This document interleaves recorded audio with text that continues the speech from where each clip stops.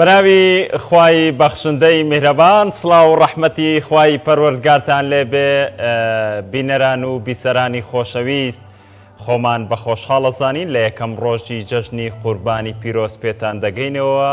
جەژنی هەموو لایەکتان پیرۆز بێ، هەمیشە لە جەژن و خۆشیدا بن. ئەم چوار ڕۆژەی جەژن بەو هیوایی کە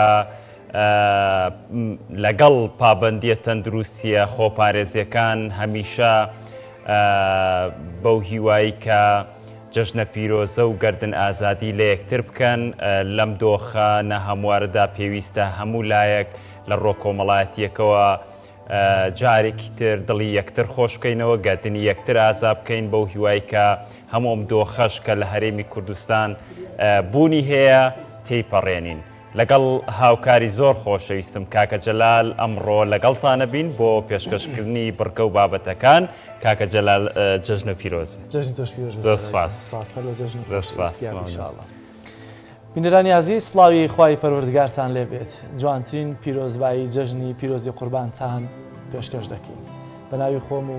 جارێکتر هەم هاوڕێم کاک سالار و هاوکارانم لە پشتی کامێرە و کۆنتڕۆڵ و بە تایبەتیش بەڕێوەبەتی تۆڕی میدیایی کۆمەڵەوە جوانترین پیرۆزبایی جەژنتان ئاڕاستە دەکەین بۆ هیوایی کە ئەم جەژنە ببێتە مای خۆشحاڵی بۆ هەموو لایەک و کۆتایی هێنان بە هەموو ئەو گرفت و قەیرانانەی بەرۆکی خەڵکێرنی کوردستانیان گرتووە، بە تایبەتی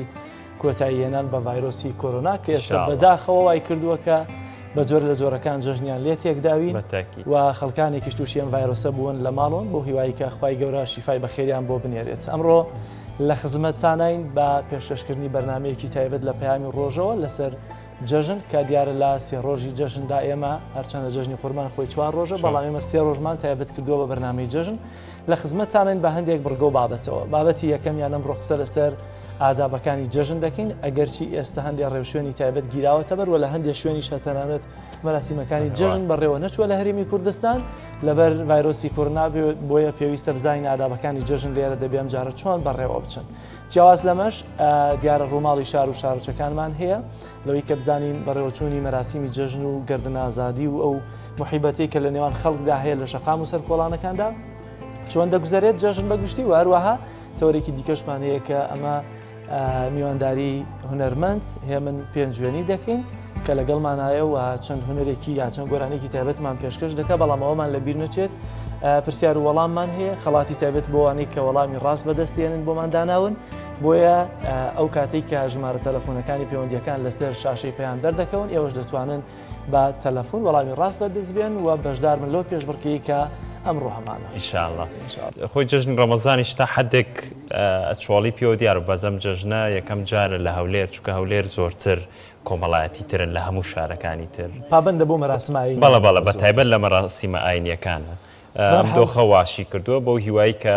ئینشەڵڵا ئەم دۆخە تێپەڕێنین و جەژنی داهاتووترمان سەر جەژنەکانی ڕابێت گەرم و گوڕ بێت بۆ هیوایی. بینەرانی عەزیز، دیارە ڕووماڵی شارەکانی دیکەمان ماوە لەوەی کە بچینەرا پێیان لێرمان، بەڵام میوانێکمان لە ستۆدیۆدا هەیە دەچینە لای میوانەکەمان کەویش بەڕێز مامۆستا هیوا حسێنە قسە لەسەر ئادابەکانی جەژن دەکەین. مامۆستاگیان جەژن پیرۆز بێ و بەخێر بێ ئەخوا. زۆر سوپاس، جەژن لە جەنابیشتان پیرۆز بێ و سەیوا بەخێر بێنیشان لە جەژن یا ڕەبی وەسەلامەتان پێ. مامۆستا بینیت کە هەولێر چۆڵ و سەر شەقامەکان جاران جمعیان داهات لە خەڵک و پیرۆزبایی، بەڵام ئێستا چۆڵە بە پاساوی بە ڤایرۆسی کۆرۆنا. ئەمە وا دەکا کە دەبێ لەم جەژنەیە هەندێک ئادابی تایبەتر بگیرێنە بەر، جیاواز لەوەی کە لە جەژنی واقعیشدا کە هەبوو بەبێ ئەم گرفتانە هەندێک ئادابی تایبەتی ئیسلامیانە هەبوو دەبێت ڕێعایەت بکرد لە ڕووی شەرعی و ناشەرعیەوە لە ڕێەوەی کە ئەو کەسە لەم کە سەعاتیان ڕەنگە لە پشووا بێت. ئێستا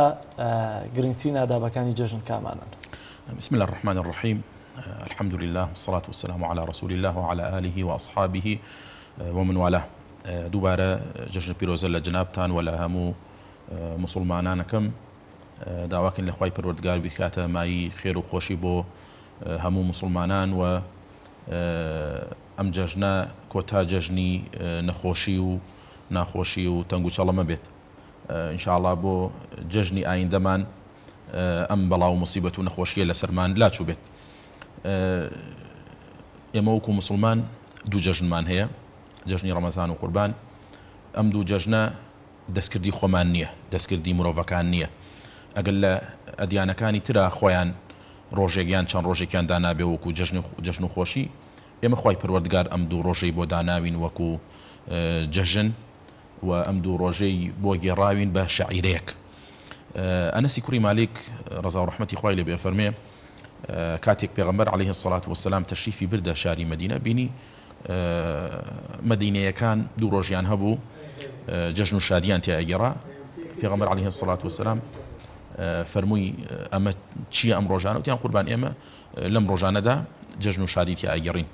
پێغەمبەر عەلەیهی السەڵات وەسەلام فەرمووی لەمە دووە ئەو دوو جەژنە واز لێ بێنن ئەو دوو ڕۆژە واز لێ بێنن إن الله قد أبدلكم بهما خيرا منهما. خوای پەروەردگار دوو ڕۆژی تری بۆ دانان لە باتی ئەو دوو ڕۆژەی کە خۆتان داتانناوە دوو ڕۆژی باشتر بەڕێزتر چاکتر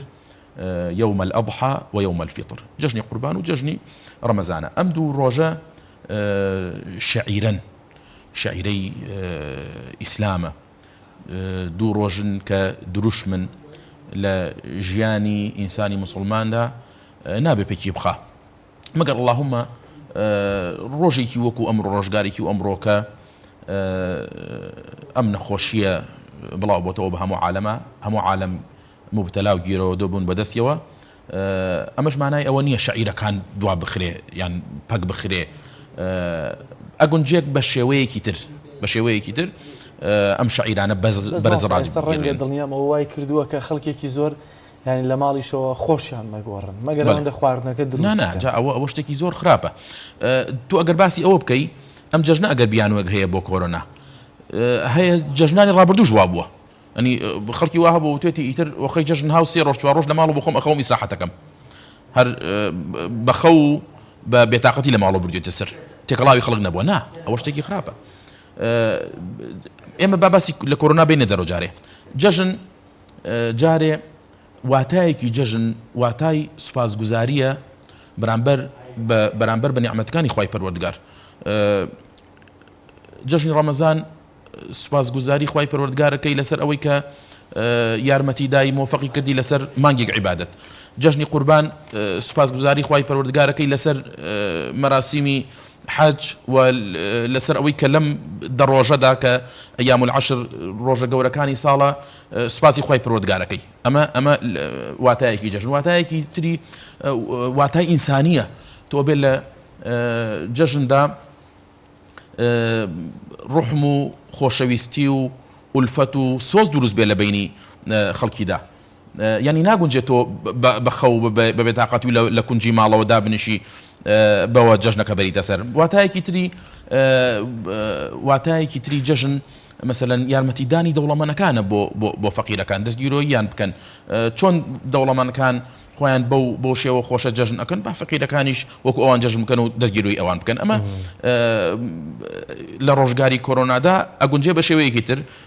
لە تۆڕە کۆمەڵایەتیەکانە ئەتوانی جەژنە پیرۆزە و پیرۆزبایی بڵاوکەیتەوە یان لە ڕێی تەلەفۆنەوە ئەتوانی جەژنە پیرۆزە بکەیت و پامی خۆت بگەیەنی بە دۆستان و خزمانت و بەتایبەت ئەوانەی کە قسە لەگەڵیان نییە بینت بچراوە لەگەڵیدا ئەتوانی هیچ نەبێت لە ڕێی تەلەفۆنەوە جارێ مەرحەبایەکی بکەی سڵاوێکی لێ بکەی جەژنە پیرۆزەیەکی لێ بکەی گەردن ئازایەکی لێ بکەی حتا وردەوە وەزعەکە خۆشە بێتەوە ئەو کاتە سەردان و ئەوە بێ. ئەمجا ئادابەکان فەرمووت ئادابەکانی جەژن. ئادابی جەژن بێگومان ئێمە کە ئەڵین جەژن بەسمان هەردوو جەژنەکەی هەم ڕەمەزان هەم قوربان کۆمەڵێک ئاداب و سونەتی هەیە کە پێغەمبەر عەلەیهی السەڵات وەسەلام جێبەجێ کردووە و بۆ ئێمەش سونەتە ئەو ئادابانە جێبەجێ بکەین. ماوەسە بوورە پێم بڕیتی باسی ئادابەکان ویسمان بکەین ئادابەکانی ئیسلام بەتایبەت لەم دۆخەیە پێویستە چ جۆرە ئادابێک؟ هەردوو جەژنەکە کۆمەڵێک ئادابی هەیە ئادابەکان وەکو یەکن هەردوو جەژنەکانی فەرقیانە تەنها لە شتێکایە کە ئەرستانەکەم ئادابی یەکەم بۆ هەردوو جەژنەکە سونەتە ئینسان خۆی بشوە کاتێک ئەچێ بۆ نوێژی جەژن کاتەکەی لە نیوە شەوە یان بەلای هەندێک ڕێزانیانەوە هەر لە ئێوارەوە دەست پێ ئەکا حتا ئەو کاتەی ئەچێ بۆ نوێژی جەژن بۆ ئەوەی پاک و خاوێن بێت بۆنێکی ناخۆشیان بۆنی عارەقێک شتێکی لێنەیە پاشان بۆنی خۆش لە خۆی بدا و جلی جوان لەبەر بکە. پێغەمبەر عەلەیهی السەڵات وەسەلام جۆرە پۆشاکێکی هەبووە تایبەت بووە بە ڕۆژانی جەژن ڕۆژانی جومعە بۆ نەو مناسباتەکان یان ئەگەر وەفدێک هاتبێتە خزمەتی ئەو جۆرە جلو پۆشاکانی لەبەر کردووە پاشان کە ئینسان سونەتە دێ بۆ نوێژی جەژن لە ڕێیەکەوە بێت و کاتی گەڕانەوەی لە ڕێیەکی ترەوە بڕاتەوە بۆ ئەوەی لەو دووڕێەوە کۆمەڵێک خەڵک ببینێ سڵاو و مەرحەبا و جەژنە پیرۆزایان لێ بکە و بۆ ئەوەی لە ناڕەحەتی و ئێش و ئازاری خەڵک تێبگا لەو دوو ڕێگەیەوە کە ئەڕوا ئەگەر فەقیرێک ئەگەر نەدارێک ئەگەر کەسێک هەبێ یارمەتی بدا فەرقەکە لە بینی جەژنی ڕەمەزان و قورباندا لەمەدایە لە جەژنی ڕەمەزاندا پێغەمبەر عەلەیهی سەڵات وەسەلام هەر کاتێک تەشریفی ببردایە بۆ نوێژی جەژن شتێکی ئەخوات خورما شتێکی ئەخوات بۆ جەژنی قوربان ئەمەی ئەنجام نەئەدا کە تەشریفی ئەبرد بۆ نوێژی جەژنی قوربان هیچی نائەخوات هەتا ئەگەڕایەوە لە گەڕانەوەیە قوربانیەکەی سەر ئەبڕی پاشان لە گۆشتی قوربانیەکەی ئەخوارد کە ئەمە سنەتە وەکو جێبەجێکردنی سنەتی پێغەمبەر عەلەیهی سەڵات وەسەلام کەسێک کە لە یەکەم ڕۆژا قوربانی بکە هیچ نەخوا تا ئەگەڕێتەوە لە نوێژی جەژن و قوربانیەکەی بکە و لە قوربانیەکەی بخوا و نوێژی جەژن ئادابێکی ترە سنەتێکی ترە ئەنجام ئەدرێ بە جەماعەت ئەکرێ و بە تەنهایش ئەکرێ سنە دوایە ئەسڵ وایە لە دەشتا بکرێ لە موسەڵا پێغەمبەر عەلەیهی سەڵات وسەلام مەگەر ڕۆژێکی با بڵێن سەرما بوایە یان نەگونجایە بچوونایەتە دەشت و دەر ئەچوونە دەشت و دەر نوێژەکەیان ئەکرد وا سنەتە ئینسان بچێتە دەشت و دەر نوێژەکە بکەن نوێژەکە لە خۆر هەڵاتن ئەندازەی ڕەمێک یان بڵێن چارەکێک پاش خۆر هەڵاتن کاتی نوێژەکە دەست پێکە هەتا نزیک نوێژی نیۆڕۆ تا دەدەقە چارەکێک پێش نوێژی نیۆڕۆ ئەم نوێژە کاتەکەی ئێمەنێ حتا ئەگەر ئێستا کەسێک نەیکردبێ ئەتوانێت ئیسە لە ئیسەیە بڕوا دەست نوێژ بگرێ و دوو ڕکعات نوێژ بکە تەنها جیاوازەکەیشی ئەوەیە لە ڕکعات یەکەمە حەوت الله ئەکبەر ئەکا و لە ڕکعاتی دووهەما پێنج الله ئەکبەر ئەکا ئەمە تەنها جیاوازی لەگەڵ نوێژەکانی ترایە ئەمە با بڵێن هەندێک ئاداب و ئادابێکی تری جەژنەکان جەژنە پیرۆزە و گەردن ئازادی لە یەکترکردن سەحابە بەڕێزەکانی پێغەمبەر عەلەیهی سەڵات وەسەلام لە پاش نوێژی جەژنە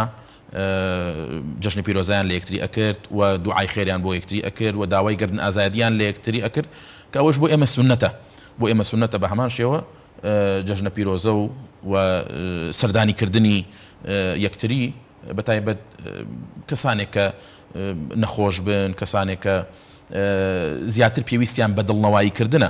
لە جەژنەکانە زیاتر ناڕەحەت ئەبن پێویستە ئینسانی موسڵمان بەدەمیانەوە بچێ و پێداویستەکانیان بۆ جێبەجێ بکە زۆر باشە مامۆستا ئەوەی کە زۆر گرنگە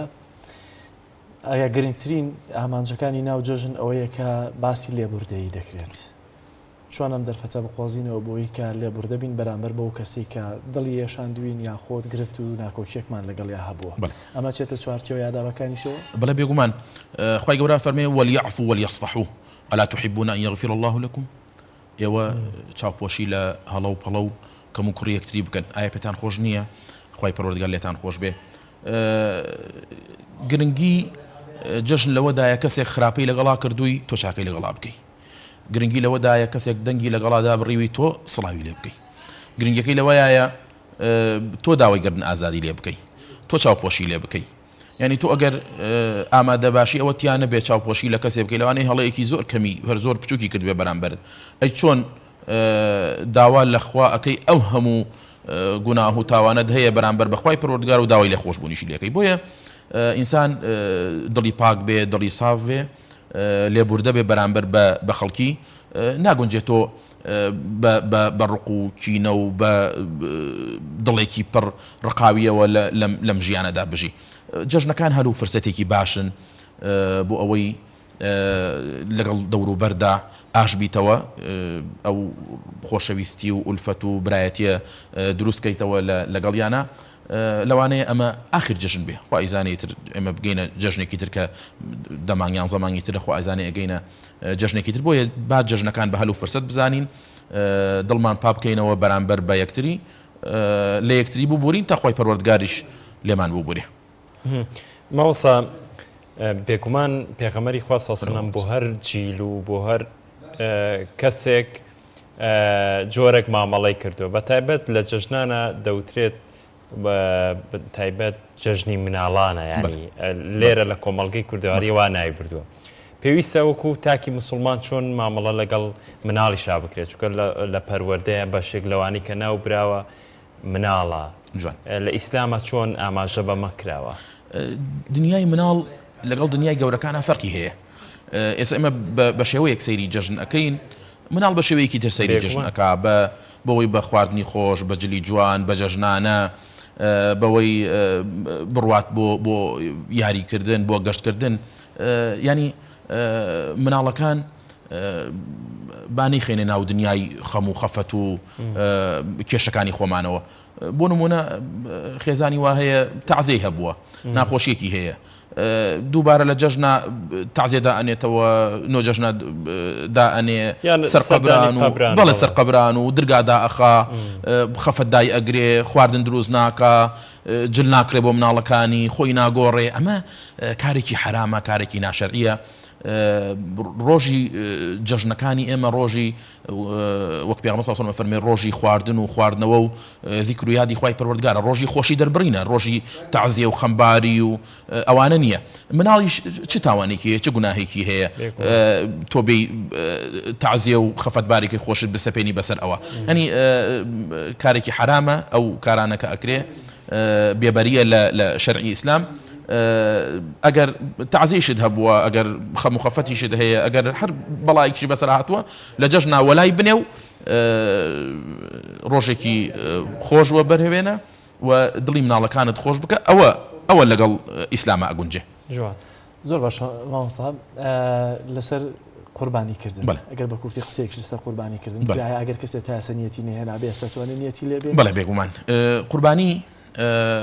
بەو ئاژەڵە ئەوترێ کە لە ماوەی 4 ڕۆژدا سەر ئەبڕێ، ینی تایبەتمەندی ئەم 4 ڕۆژەیە، لە غێری ئەم 4 ڕۆژە لە هیچ کاتێکی ترە ئەم قوربانی ناتوانانی بکە. خێر ئەتوانی، بەڵام وەکو قوربانی ناتوانانی، پێ ناوترێ قوربانی. کاتەکەی لە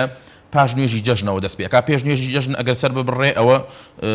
قوربانی نییە. بەڵێ بێگومان لە پاش نوێژی جەژنەوە کە نوێژی جەژن تەواو بوو، وەکو عەرزم کردن پێغەمبەر صلی الله علیه و سلم کە ڕۆشتەوە بۆ ماڵەوە یەکەم کاری ئەوە بە قوربانیەکەی سەر ئەبڕی، لە پاش نوێژی جەژنەوە دەست پێ ئەکا کە ئەمڕۆ پێی ئەوترێ کە خۆمان 4 ڕۆژمان هەیە ئەڵێن جەژنی قوربان، بەڵام ئەمڕۆ ڕۆژی جەژنە، سێ ڕۆژەکەی تری پێی ئەوترێ ئەیام التەشریق. لە ماوەی ئەم 4 ڕۆژەدا بە شەو بە ڕۆژ قوربانی ئەکرێ حتا پێش خۆر ئاوابوونی ڕۆژی 4 هەم کە سێ ڕۆژە ئەیام التەشریقە، هەتا ئەو کاتە قوربانی ئەکرێ.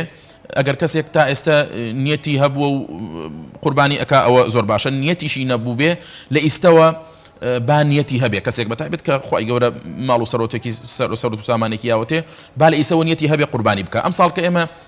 دەرگای حەجمان لێداخرا، ئەوە با بڵین هەندێک ڕێگەمان لێگیرا بەهۆی ئەم نەخۆشیەوە، بەڵام خۆ دەرگای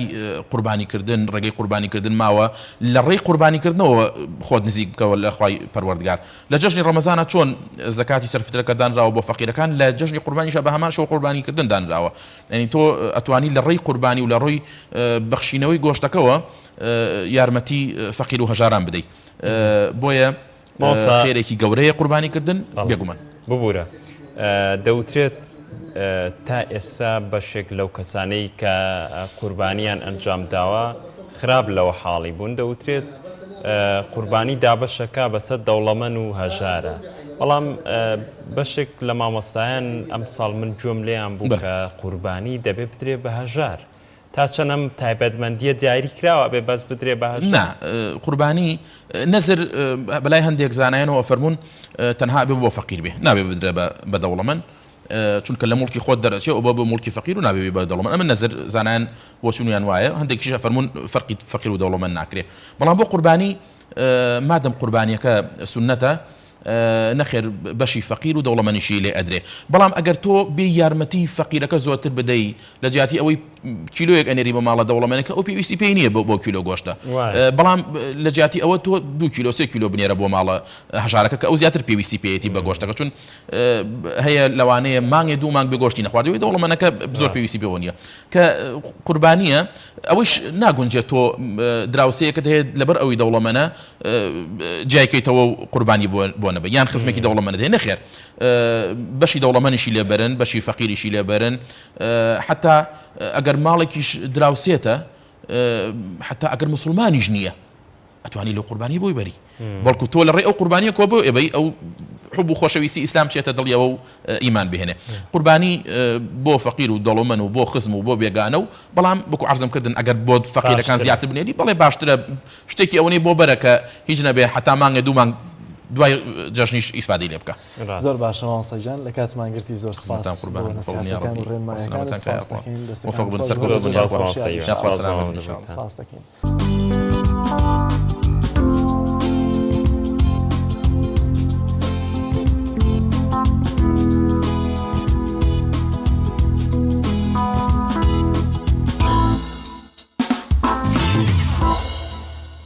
دیارە بینەرانی عزیز وە کاماژەمان پێکرد ئێوە لەگەڵمانە بن هەر کاتێک ژمارە تەلەفۆنەکانی پەیوەندیکردن بە بەرنامەکەمانەوە لەسەر شاشەکە دەرکەوتن ئەو کات دەتوانن پەیوەندیمان پێوە بکەن پرسیار و وەڵاممان دەبێت وەڵامی ڕاست بەدەست بێنن و دوجار خەڵاتی تایبەتی جەژنانەی ئێمە بەدەست بێنن. گرنگترین بەڕگەی ئەمڕۆمان دیارە میوانداری بەڕێز هێمن پێنجوێنی هونەرمەندی ئیسلامی و دیارە لای زۆربەی زۆریشتان هێمن پێنجوێنی کەسێکی ئاشنایە و دەیناسن بەرەمەکانتان بینی و بۆ ئەمڕۆ میوانداریمان کردووە و دەچینە لای کاگە من زۆر سپاس یاخوا بەخێر بێت و جەژنت پیرۆز بێت جەژن پیرۆزە لە خۆت و لە ستافەکەش دەکەن بەخێر بێت بەناوی خۆی گەورە و میهرەبان سپاس بۆ کە تۆ کاک جەلال کاک سالاری بەڕێز جەژنە پیرۆزەی خۆمان ڕاستەی هەموو مسلمانانی دنیا و تایبەتی مسلمانی کوردستانی خۆمان و هەموو لایەک پیرۆزەکەم ئینشاءڵڵا ببێتە مای خێر و خۆشی و بەرەکەت و ئاوەدانی و دڵفەڕەحی بۆ هەموو لایەک ئینشاءڵڵا یاخوا لە جەژنا بن جەژنە پیرۆزە لەو برایانەژەکەین بەخێر بن سەر سەرچاوان یاخوا سەلامەت بین. کاک هێمن بزانم ئەمڕۆ چەند بەرهەمت بۆ حازر کردوین جارێ وەڵڵای تر پڕین لە بەرهەم پڕین لە جەژنانە زۆر باشە ئەسنای بەرهەمی یەکەم یەکسەر بەرهەمی یەکەم چیەکە دەتەوێت پێش بەرهەمی یەکەم شعرێکی مام قسەعاسیە بە شێوازێکی جەژنانەی لەسەر جەژنی قوربان هەم سەڵاواتدانێکە بۆ بەرەکەتی مەجلیسەکە و بۆ دیاری دەستمان و گونوقڵانە بۆ ئێوە بۆ بینەرانی خۆشەویست. زۆر باش چاوماس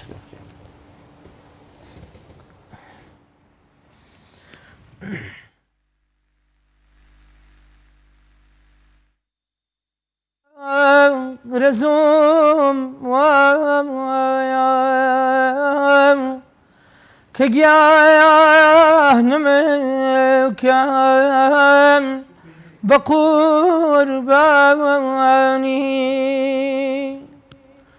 زبانم شاد دڕۆشن کەم بەسەهلەوە دەلەنگیانی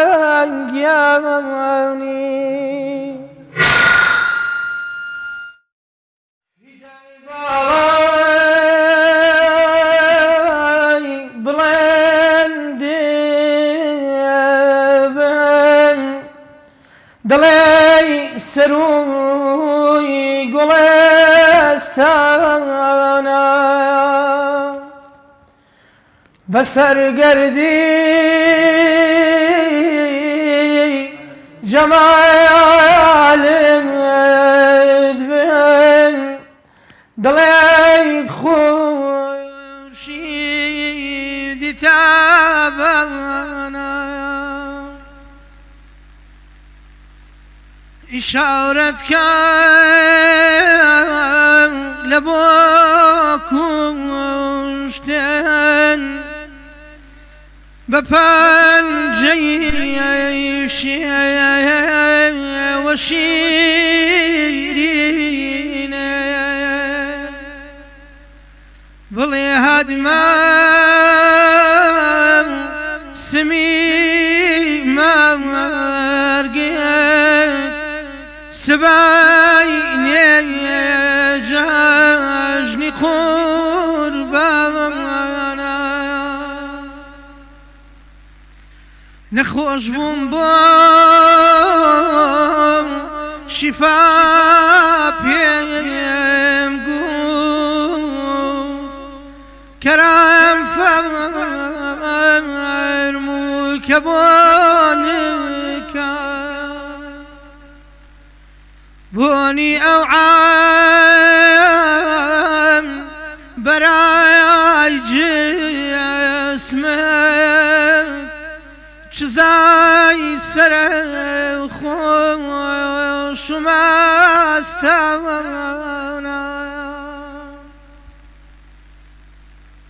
رفیقا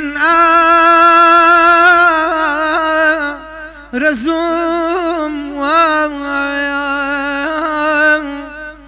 که گیانم کم بقربانی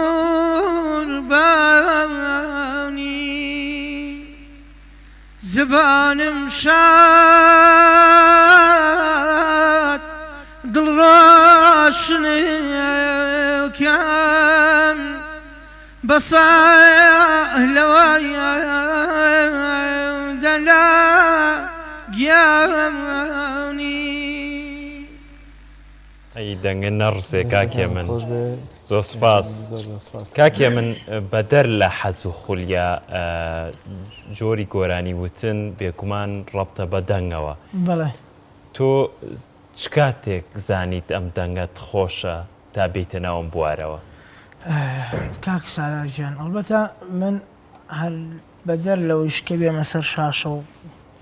لە میدیاکانەوە کارکەم لە ساڵی 2004 و 5 و 6 هەمیشە هەر لە مراسیمات و لە مەولود و ئەمانەیە هەر کارم کردووە ئەڵبەت لەو سەرەتایانەی 2000 و سەرەتای دامەزراندنی پەیام بەڕاستی کارم کرد و هەتا ئێستاش بەردەوام بم و ئەو هێ من پێنجێنیە و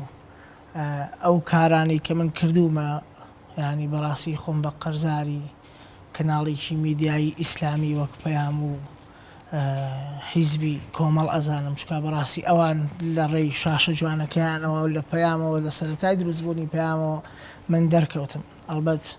ئەمەش بەرهەمی جوانی کەناڵی ئاسمانی پەیامەکە تا ئێستا من بۆ خۆم سەربەرزم و دڵخۆشم پێی بەڕاستی هەر سەربەرزی وە پێم وایە هەرکی میدیای ئیسلامیەکانیش ئەوەیە و بەتەکید لە خزمەتەوە هونەری ئیسلامی بێت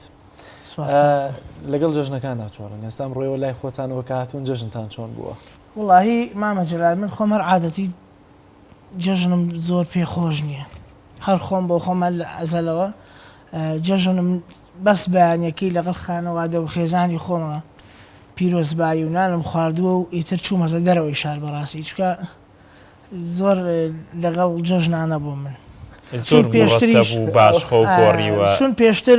لە زۆر لە جەژنەکانی پێشترە عادەتم پێ نەکردەوە یان لەم وڵاتەیانە بووم یان لە دەرەوە بووم تۆزێک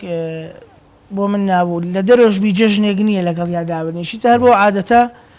ئینسان عادەتەکە بەڕاستی جەژنەکانی تر کە بانگێژ نەکراوی بۆ کەناڵ ئاوە نەوەڵا قوربان یا خەوتوم یا تەری کابراوتی بە بیجامێکی سەرخەرمان و لە پێنجێن بووم خەریکی باخەوانی بووم زاریان ئەڵێ ئەمە حەزی لە جەژن یاوا خۆی خۆز کرد ئاخر ئەمڕۆ تایبەت بوو بەڕاستی ئەمڕۆیەکێ بوو لەو بەرنامە تایبەتانەی کە بەڕاستی بە تایبەتی خۆمم بۆ ئامادەکرد و بۆ بەڕێستان و بۆ کەناڵ جوانەکەی کاکێ من لەگەڵ بکری هاوڕێیانیشت خۆیان بناسیێنن کاکە ئیسماعیل و کاکە بڵێسا دوایی پێم خۆشەخۆیان جەژنە پیرۆزی خۆیان بکەن ئەم دوانە جەژنت پیرۆز هاوکاری خۆشەویستی من بوون بە تایبەتی کاکە بڵێسا سپاس لە جەژنام کاک ئیسماعیل ئەگەر خۆت بناسیێنی چەندێکە لەگەڵ کاک هێمنای ئیشەکەی تقریبا نزیکی ساڵێک بێ کاکێ منان پێشتر خەڵکی ئێرەنی خەڵکی ناحی سەنگەسەرم بەس لێرە دانیشە زۆر سپاس کاک بڵێسا وەکو چەندێک لە کاگەمونە 3 ساڵ 4 ساڵە بێ کاگەمونە هەرکی دەبژێنیت فیستیڤال و کەناڵەکان هەر لەگەڵ لە شتانساق بێ سەرکەوتوو بەر زۆر سپاس بەر لێ بچین و لای کاکی من هەر حەزەکەم وەڵامی وەرگرم کاری فێربوونی دەف قورسە وەکو ئالەتەکانی تری بواری میوزیک دەفیش ئالەتێکە پێویستە دەست و پەنجە لەگەڵیان نەرم بێ وایە چۆن ئێوە فێر وایە بە دەف ئەتوانرێت چەند ئاواز دەرکرێ ینی زۆر ئاواز نەکەریەک دوان وسیان بورە من لامە داخلاکم ڕەنگە ئەوان شارەزایی ئەو پرسیاریت و ئەمان مەقۆک و مەقامات ئەتوانی هەموو ڕیتمەکانی پێ لێ بن چکە تۆ ناتوانانی ڕیتم فەرقەکە لەگەڵ ئاواز چکە ئەگەر ڕیتممان نەبێ ئەوان بۆ خۆی ناتوانانی ئاوازەکە لێ بن لەسەر ڕیتمەکە ئاوازەکە دروستە بێ زۆر باش کاتە بچنی لای بەرهەمێک لەگەڵ هاوکارانت بەدەف پێشکەشتان ئیشێکی تقریبا مامۆساوەفاییە بە شێوەی جۆرجینان شەڵاگەر قسمت بێ لە خزمەتان نابێ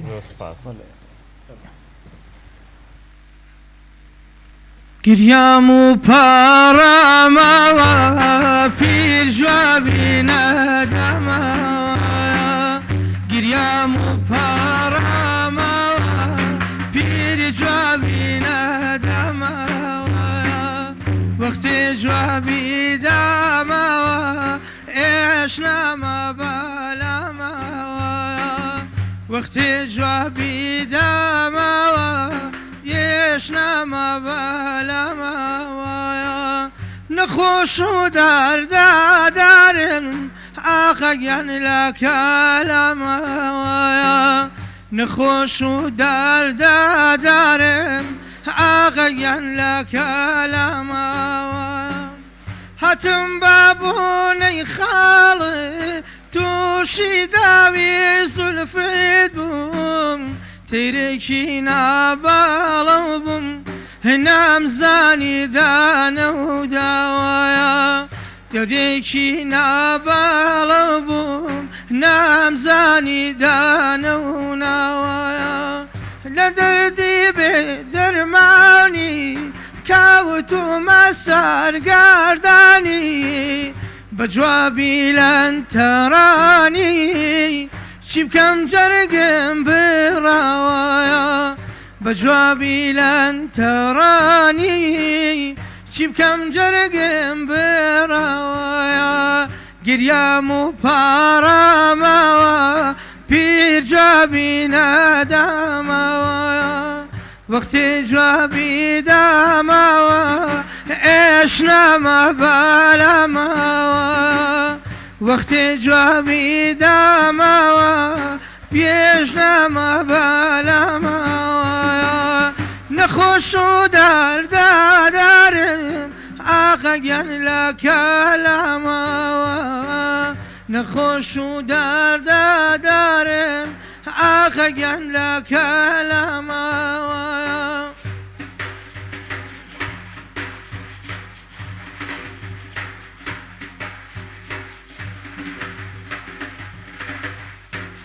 بەشەو بڕوا ساحەر بێ باوخی گوڵان بەبەر بێ بەشەو بڕوا ساحەر بێ باخی گوڵان بەبەر بێ گەرخوا لوتفی هادی بێ کافر ئیسلامی ناوە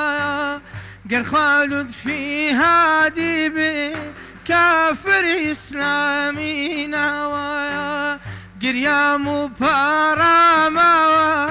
جێق جوابی نەدامەوە گریام و پارامەوە پیر جوابی نەدامەوە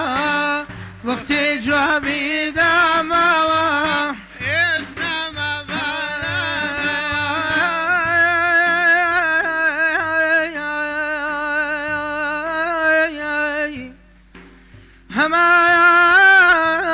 هەمانەی دڵگیانم بەفیدای ڕەوزای بۆن خۆ خۆشی تۆ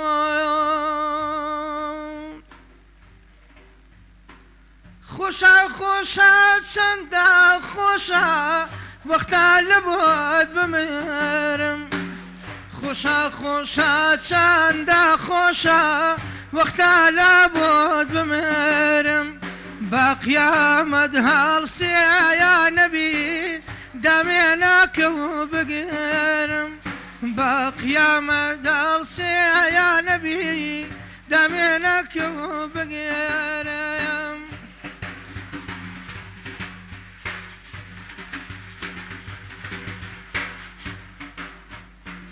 كسي دل عاشق يا نبي ولا مدينة كسي دل عاشق يا نبي ولا مدينة توزي بالك يا نبي بدل تسكينة توزي بالك يا نبي بدل تسكينة خۆشە خۆشە چەندە خۆش وەختە لە بۆت بمێرم بە قیامەتدا یا نەبی دامێنەکە و بگرم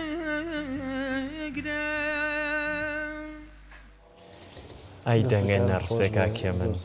سپاس ئەم شێوازی سرود وتنە جیاوازتر لە ئاوازەکانی تر ڕیتمەکانی تر چی پێوترێت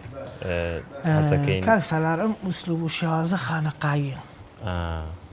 جا بەڕاستی کۆمەڵی کاری زۆر جوانی خانەقاییمانەیە کە زۆر بەشیان فۆلکلۆرن هەتا گۆرانی بێژە گەورەکانی تر کە غێری کاری سرودی ئیسلامی و دینیەکەن ئیسفادیان لێکردووە چون زۆربەی گۆرانی بێژە کۆنەکانی خۆشمان هەمویان لە ناو تەکێ و خانەقاکانە پەروەردەبن چکە هەمیشە تەکێ و خانەقاکان منبعی عیلم و زانیاری و ئەدەبیات و دانیشگایەکی سەربەخۆ بووە بۆ فێربوونی مەقامات و سلووشی کارە جوانە ئیسلامیەکان و ئەخلاقی جوانی ئیسلامی و فکری جوانی ئیسلامی زۆر باش ماوەیەک بەتابەتی لە 2006 و 7 و بگرە تا 2013 و 14 سرودی ئیسلامی بە بەردەوامی سەرقاڵی هەیە هونەرمەندەکان خەریکی کلیپ دەرکردن بوون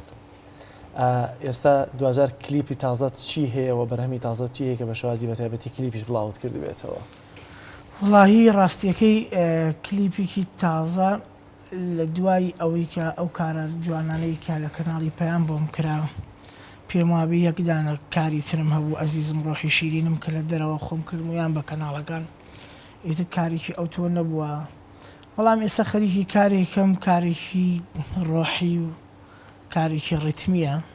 کە ئینشەڵڵا تەواو بێ و لە کاتێکی نزیکە کلیپی بکەین ئینشەڵڵا یەکێک لە خۆشترین سرودەکانت بەلای خۆتەوە وڵاهی بۆ من فەرق ناغا چکە هەمیان بە عیشق وتراوە هەبووە وڵاهی کارێکمان هەبوو یا عەلی مەولا عەلی ینی لەناو خەڵکا زۆرتر لە هەموو کارەکان کەمترین پەخشی هەبوو لە میدیا وەڵام زۆرترین بینەری هەبوو بەڕاستی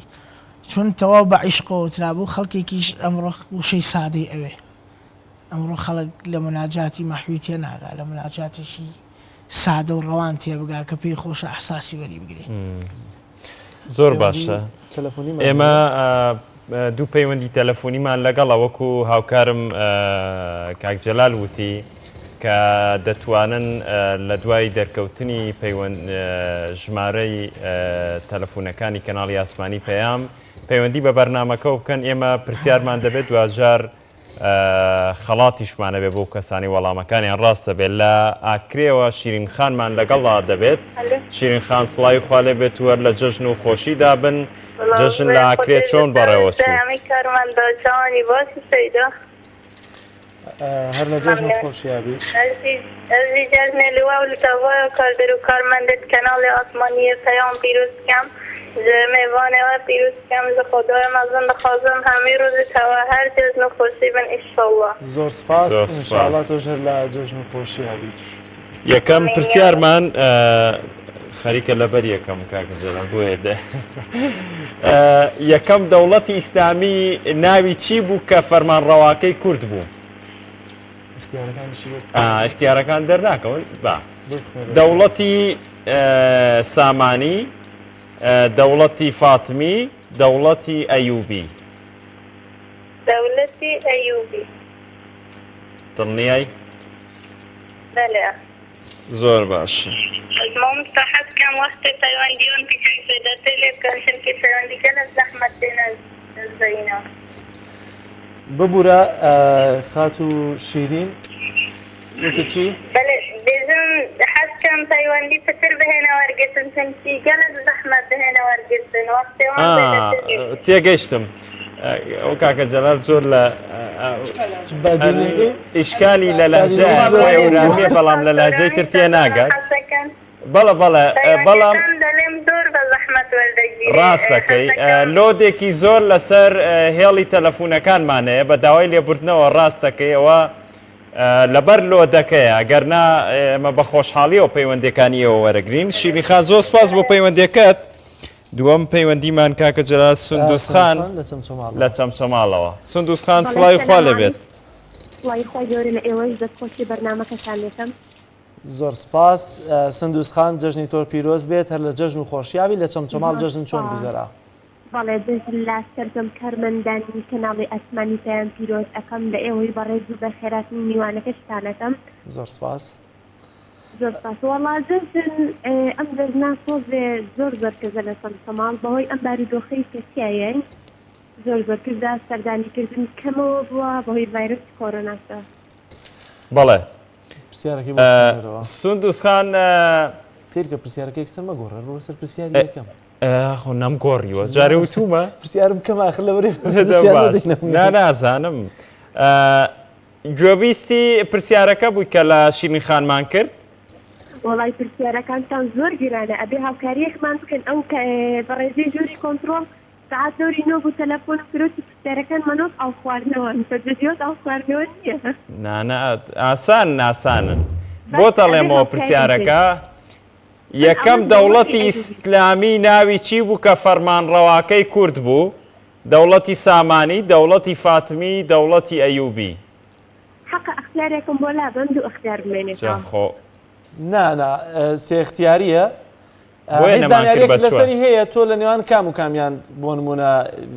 دوو دڵیت؟ دەوڵەتی ئەیوبی و دەوڵەتی فاتمی نازانم کامی بڵێم. ئێوە من سامانیەکەت بۆ لابم. سامانەکە لابێ ئەیوبی باشە؟ دەوڵەتی سامانی لابم ئێستا دەوڵەتی فاتمی یا دەوڵەتی ئەیوبی؟ دەوڵەتی ئەیوبی باشە؟ وەڵانجا لەبەرەوەی کە پەیوەندی تر وەرگرین سندوسخان زۆر بە خێرایی گەر وەڵام بدەیتەوە فاتمی یا ئەیوبی؟ ئەیوبی بە هاوکاری ئێوە. باشە زۆر سپاس بۆ دیاریەکەین سپاس بۆ پەیوەندیەکەت هەر لە جەژن و خۆشییابی سندوسخان هەر لە جەژن نابن. باوکی هەردەم لە کۆیە باوکی هەردەم سڵاوی خوا لێبێت جەژنت پیرۆز بێت. سلام علیکم جەژن لێوە پیرۆز بێ. عەلەیکم السەلام وەرەحمەتوڵڵاه الله. جەژن لە کۆیە چۆن بەڕێوەچێت؟ والله کاک جەلالجان بە ساردی بەڕێوە دەستێ جەژن هەموو مسلمانان پیرۆز بێ و بە خێراتنی کاک هێمن دەکەم و لەگا هاوڕێیەکانی جێژنەکانە پیرۆز بێ. کاک باوکی کاک هەردەم ئەم ساردوسڕی هەر بەبووی ڕێکارەکانی خۆپارێزی لە ڤایرۆسی کۆرۆنایە یا خەڵک تااقەتی نییە و خەڵک قەیرانی داراییە و کاری ترێ؟ وەڵا کاک جەلالجان یەکەم قەیرانی داراییە دووەم حکوومەت درۆدە لەسەرشی زۆر دەکات دەڵێ ئەو نەخۆشیە بڵاوبووتەوە بەس بۆ خەڵک ئەو بۆنە ئاینانە نەبوون ئاینانە سارد بێتەوە. یەکەم قەیران دارەیە دووەم ئەوەیە کە سەشی زۆریان بڵاو کردوتەوە یعنی خەڵکی کەس بەڕاستی ساردە و نانێز نوێژی جەژن بکرێ و دەوترێت کۆیە بە خواردنی خۆش بەناو بانگە ئێوە لە جەژنا بێگومانە بێ خۆشتر بێت. خواردنەکانی جەژن لە کۆیە چین بە زۆری؟ وەڵا بە زۆری شلەی قەیسی و برنج و گۆشت و ئەو شتانێ وەک لای خۆمانێ عەلی. بامێش لێ دەنێم دۆڵمی کۆیە شتێکی وا هەیە پراخی کۆیە شتێکیان هەیە بزانم یاپراخ و دۆڵمە کەرکووکە دڵمەی کۆیان بەناوبانگە دڵمەی کۆیان بەناوبانگە شتێکم لەسەر بیستووە زۆر باشە باوکێردم دەچین لای پرسیاری ئەوەی کە لە ئەو بینەرانی عزیزی کە پەیوەندیان کردبوو لەوانشمان پرسی یەکەم دەوڵەتی ئیسلامی ناوی چی بوو کە فەرمانڕەواکەی کورد بوو دەوڵەتی سامانی دەوڵەتی فاتومی دەوڵەتی ئەیوبی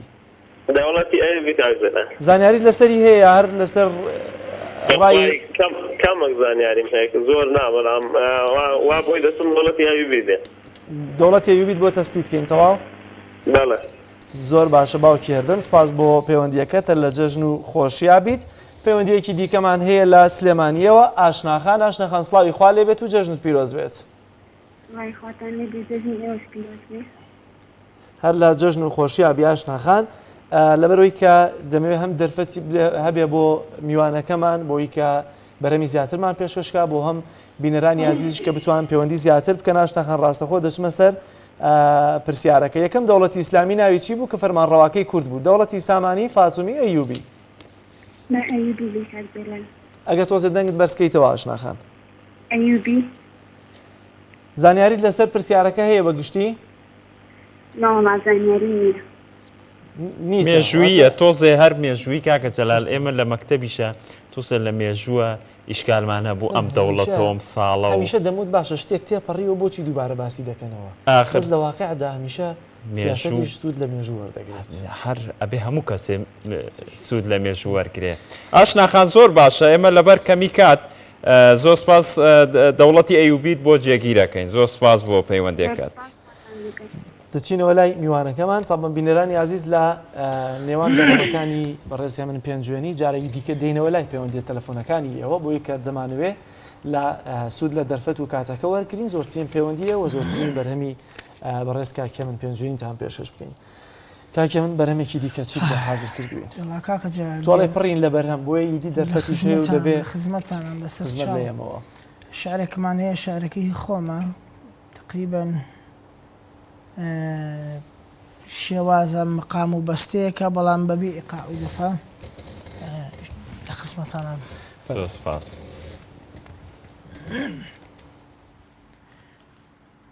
نزیکترین حاڵەتی مەخلوق بە خالق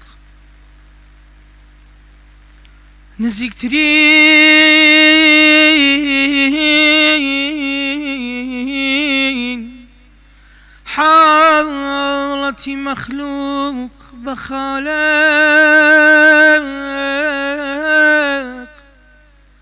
کاتێکە مەخلوق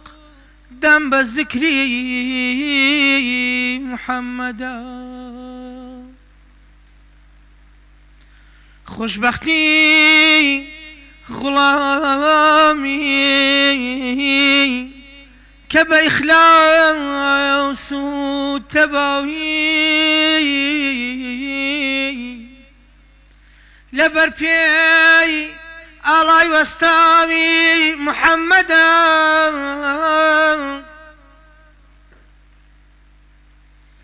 گردن لخدا نظر بچاوی دل کمالی دلی رو بمالی دلی محمد لمحشر روج قيامت لمحشر روج قيامت ناترسي هركاس أميدي بنخي شالي محمدا ديوان يارين أياري ديرين ودلبان هركاس مستحقي سريالي بنيني محمدا بهاتنت أقربي همو شرمزاري ديدا ورخساري تذكرني محمدا صلى الله عليه وسلم. یاخۆ دەستانت دەست خۆش بێ. نووسینی خۆت بوو تێکست بەڵێ ینی دەستی نووسینی شت هەیە تقریبا بەڵێ بە شتی تر هەیە کار خۆت نووسی بێتت بەڵێ زۆربەی ئەو کارانی خۆم بەشێکی زۆریان هەموو شعرەکانی خۆمە چکە دانیشی دەیان نووسی واللهی کاتی نییە جاری وایە حاڵەتە یا یەک جار عیشقێکە یەت ئەگە فریانەکەوی ئەڕوا تێپەڕێ ئەمرت کردووە یا چوویتە مەکە مەدینە تقریبا 16 جار چوومەتە عەمرە 16 جار هەر جارێکیش کە چوە بم 2-3 جار عەمرەم کردووە بینینی ئەو شوێنانە تا چەندە طبعا زۆر کاریگەری لەسەر زەهر و تێکستەکان زەهن و فکری ئینسان دانێ زۆر جار ئەمە لە مەدینە نووسیم شعرێکی ترم هەیە ئەوە لە مەکە نووسرا ئەڵێ لە ڕووم ئەفۆم کە بابی خەمە سەریش کار من تۆزە لە لەبەرکردنا جاری واشی خوێن و غەڵەتەکەم لە مەکە بووین دوای عەمرەکە زۆر هیلاک بووین ئەمەم نووسی بەدەستی خاڵی هاتمەلات لە ڕووم نایە سەر هەڵبێنم باوازەوە بیڵێ بەسەر چاو بەدەستی خاڵیان هاتمەلات لە ڕووم نایە سەراڵێنم لە تاوڕەشی گوناهی خۆم وەختە گوناه هەڵبهێنم لە هەر کاتی یاد بکەم لە تاو گوناه وەختە بمرم نیوە شەوان کە دێمەلات گوناه دێ تا کەمەرم گوناه دێ تا کەمەرم ئەی دڵی ڕسوا عەزانی ماچ نونی کام ڕێگایە بووی من نەزانم ئەسیری لەیلای ئارزووی خۆت بووی لەیلای ئارزووی خۆت بووی ئەمەوێ بڵێم لە تۆ زیاتر ئیتر مەیلێ بە کەس نەیەم عیشق و ڕێگای ئەوینی تۆ شەرتە بە هیچ شتێ نەیەم شەرتە بە هیچ شتێ نەیەم لە ماڵی تۆ لە ڕووم نەبوو جگە گوناه و غەم نەبێ گەدای بەردەرگەهی تۆ شەرتە کار و پیشەم بێ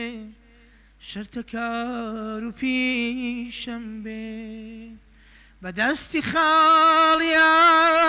مەلات لە ڕووم نایە سەراڵێنم لە تاوڕەشی گوناهی خۆم وەختە گوناه هەڵبهێنم وەختە گوناه هەڵبهێنم یاخوا دەستەکانت خۆش بێ زۆر سپاس کاکەم گیان دیارە تێکستەکەشی نووسی و پێش ویستە لە دەستەکانت خۆش بێت دەست خۆش بێت دیارە پەیوەندێکی باشە زۆر باشە کاکە نەجاح سپاس دیارە پەیوەندێکی زۆرمان لەگەڵایە و لۆدێکی زۆر لەسەر هێڵەکانمانە ئێمە هەوڵەدەین ئاوا لە ناوپڕەکانە وەریان بگرین دایکی دیلان لە سێمانیەوە لەگەڵمانە بێ دایکی دیلان سڵاوی خوا لێ بتۆم کاتت باش لەبەر کەمی وەخت ڕاستە خۆشمە سەر پرسیارەکە ناوی ئەو هاوڵەی پەیامبەری ئیسلام چی بوو فریشتەکان شەرمیان لێ دەکرد ئەبوو بەکری سدیق بیلالی حەبەشی عوسمانی کوڕی عەفان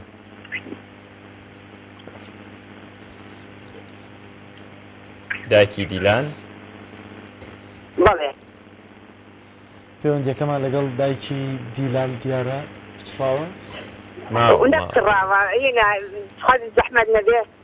دایکی دیلان گوێمان لە دەمە هیچ جەم پێدانەوەیە کاکە نەجاحگەر ئێستا باشە دایکی دیلان سڵای خوا لەبێ گوێ لە پرسیارەکە بوو ئێستا گەم پێوە بوو وەڵڵا زۆر باشە پرسیارەکە ئاسانە ناوی ئەو هاوڵەی پێغەمبەر درودی خوای لەسەر بێت چی بوو کە فریشتەکان شەرمیان لێ دەکرد ئەبوو بەکری سدیق بیلالی حەبەشی عوسمانی کوڕی عەفان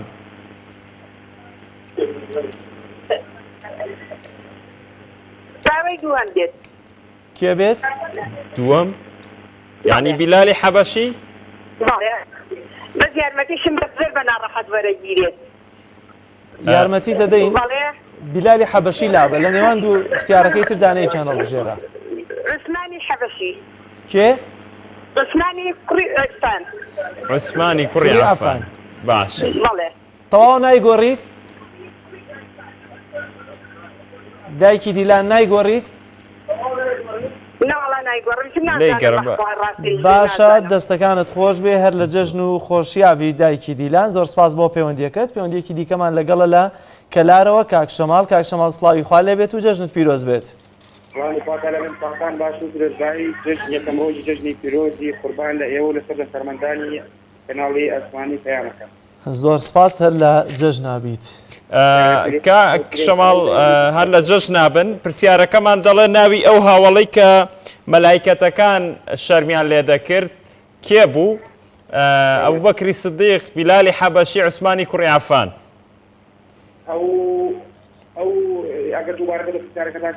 پرسیارەکە ناوی ئەو هاوڵەی پێغەمبەری خوا درودی خوای لەسەر چییە کە مەلایکەتەکان فریشتەکان شەرمیان لێ دەکرد ئەبوو بەکری سدیق بیلالی حەبەشی عوسمانی کوڕی عەفان عوسمانی کوڕی عەفان ئینشاءالله با کێ بێت عوسمان بێ ئینشاءالله عوسمانی کوڕی عەفان دڵنیایت وەڵای ئەگەر ئاسانی بکەیت وەڵی پێم وایە ئەوەی کە بە تایبەتی لەم هەفتەی ڕابردوویە چاوێکی لەسەر فەیسبوک بوو بێت دەزانێ وەڵامی ئەم پرسیارە کامەیە زۆر ئاسانە کێ بێت نازانم من نازانم کامیان بێت ئێستا دوجار کامیان بێت ئەبوو بەکری سدیق یا عوسمانی کوڕی عەفان والله نازانم یعنی دوو دڵ بووم بەڕاستی پێماوی عوسمانە هەڵا نەبم پێسویمێگە هەڵا نەبم ئێستا ناوێکمان بۆ یەک لاکەرەوە کاک شەماڵ ئەو بەکری سدیق زۆر باش زۆر باشە دەست خۆش بێ کاک شەماڵ سپاس بۆ پەیوەندیەکەت باوکی هانۆ لا سەی سادقەوە باوکی هانۆ سڵاو لێبێ و جەژنت پیرۆز بێت سڵاو لە ئێوەش جەژنی ئێوەش پیرۆز بێت جەژن لە تەواوی کارمەندانی پایان پیرۆز بێت زۆر سپاس بە ناوێوانیشەوە تۆژە لە جەژن و خۆشیابیت باوکی هانۆ لە جەژ نابن ناوی ئەو هاوڵەی پەیامبەری ئیسلام چی بوو فریشتەکان شەرمیان لێ کرد ئەبوو بەکری سدیق بیلالی حەبەشی عوسمانی کوڕی عەفان عوسمانی کوڕی عەفان دڵنیایی بەڵێ زۆر باشە عوسمانی کوڕی عەفانت بۆ جێگیر دەکەین سپاس بۆ پەیوەندیەکەت باوکی هانۆ پەیوەندیەکی ترمان لەگەڵە کاک محەممەد لە چەمچەماڵەوە کاک محەممەد سڵاوی خوا لێ بێت خۆی گەورە لە ئێوەش بێتە خۆش لە نافتان لێکم وەڵا کاک کاک نەجاح سەوتی ژوورەوەمان تۆزێ بۆ زیادکە سەلام عەلەیکم عەلەیکم السەلام ڕەحمەت الله لەخۆشی بەنامکەتان لێکم جەژنە پیرۆزە لە ئێوە سەرجەم کارمەندان سەرجە موسڵمانانی جیهانەکەم زۆر سپاس تۆ پرسیارێکی لێگەیان من کاک محەممەد ناوی ئەو هاوڵەی پەیامبەری ئیسلام چی بوو کە فریشتەکان شەرمیان لێ کرد ئەو بەکری سدیق بیلالی حەبەشی عوسمانی کوڕی عەفان بتونەوە عوسمانی کوڕی عەفان ڕزای خۆی لەسەر ئەوە لەم کۆسایە خۆتانیش ئاماژەتان پێەیە کە زۆر داگۆ هەبوو لەسەری و وەگەڵ کە قسەی کە کرا ئەم خۆمیش پشتدانێرمە بوو لەسەری عوسمانی کوڕی عەفان بەدڵنیاییەوە باشە دەست خۆش کاک محەممەد دەست خۆش سپاس بۆ پەیوەندیەکەت لە سلێمانی پەیوەندیەکی دیکە وەردەگرم زیلان لە سلێمانی جانەزان زیلان ئافرەتە یا پیاوەناوە وڵای منیش نازانم ئەو خۆت وەرگرتە زۆر باشە مەجهولی دەڵێن جەژنت پیرۆز بێ هەر لە خۆشی و جەژن نابن ئینشاڵڵا پێم وایە زیلان زیاتر لە خاتونەوە نزیکە با قسە بکە ئەم کاتەوە باش هەموو کاتێکت زیلان خانە لە جەژن و خۆشیدا بیت فرۆستای جەژنە قوربان لە ئێوەشەکەم زۆر سپاس لێەوەش پیرۆز بێت ناوەکەم هەڵاتە ڤینۆسە ژینۆس ڤینۆس بە هەڵە بە ئێمەیان وتووە کاکە نەجاح وەڵامی ژینۆس ژینۆس خان زۆر باشە دەچمە لای پرسیارەکەمان ئاسانە ناوی ئەو هاوڵەی پێغەمبەر درودی خوای لەسەر بێت چی بوو کە فریشتەکان شەرمیان لێ دەکرد با عوسمانی کوڕی عەفان بێ ناوەکەت غەڵەتە بەڵێ وتم ڤینۆسە گۆڕیمان دەست خۆش بێ ڤینۆس زۆر باشات عوسمانی کوڕی عەفانت بۆ جێگیر دەکەین دەست خۆش بۆ پەیوەندیەکەت کاک شەعبان لە ئاکرێوە لەگەڵمانە بێ کاک شەعبان سڵای خوا لێ بێت جەژن پیرۆز بێ جەژنان گۆشت پیرۆز بێ هەموو کارمەندانی کەنالی پەیام و لە هەموو دەستمانە پیرۆز بێ لە هەموو ڕۆژانە جەژن خۆشی بێ خوا لێو ڕاستی بێ گوێبیستی پرسیارەکەمان بووی پێشتر کام پرسیارەوە لاگەدا باشە پرسیارەکەت بۆ خوێنمەوە ناوی ئەو هاوڵەی پەیامبەری ئیسلام چی بوو فریشتەکان شەرمیان لێ دەکرد ئیمامی عوسمانی کوڕی عەفان هێشتا نەمخوێندێتەوە وتی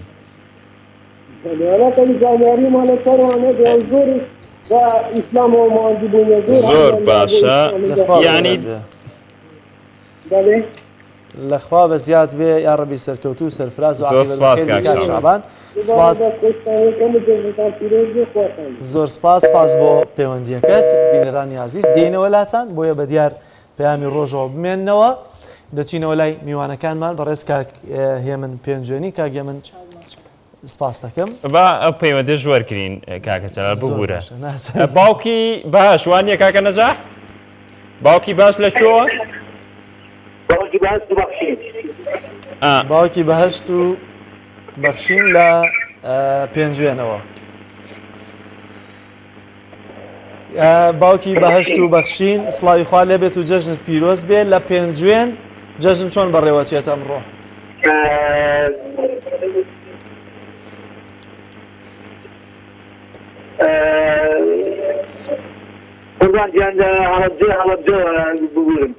لە هەڵەبجەوە زۆر باشە ببوورە باوکی بەهشت و بەخشین لە هەڵەبجەوە باشە جەژن لە هەڵەبجە لای ئێوە بەگشتی چۆنە گوزارێت جەژن الحەمدە زۆر باشە ساز بۆ خوا هەموو جەژنەکانی کە بەڵام کەمێکتا دەسویتەوە دیارایی لەبەرەوە نییە کە جەوەکی گەرمە بەڵکوەوەیە کە حکومەت لەم جەژنە نەیتوانی موسا دابشکا بەسەرەوەی خەڵکەیە و بەڕاستی خەڵک هەژاری پێوە دیار بوو كما قلت هذا السويت ديال البرام الحمد لله كخلط جزنا بجزني خوي دزاني لما خلطها مي مسلمان وديندارة وزردين قلت كان سباس بأخوان كلا وشاك حكومة قد غيكر ببلان بخصباس بأخوان زردين قلت كان زۆر باشە ئەچین لای پرسیارەکە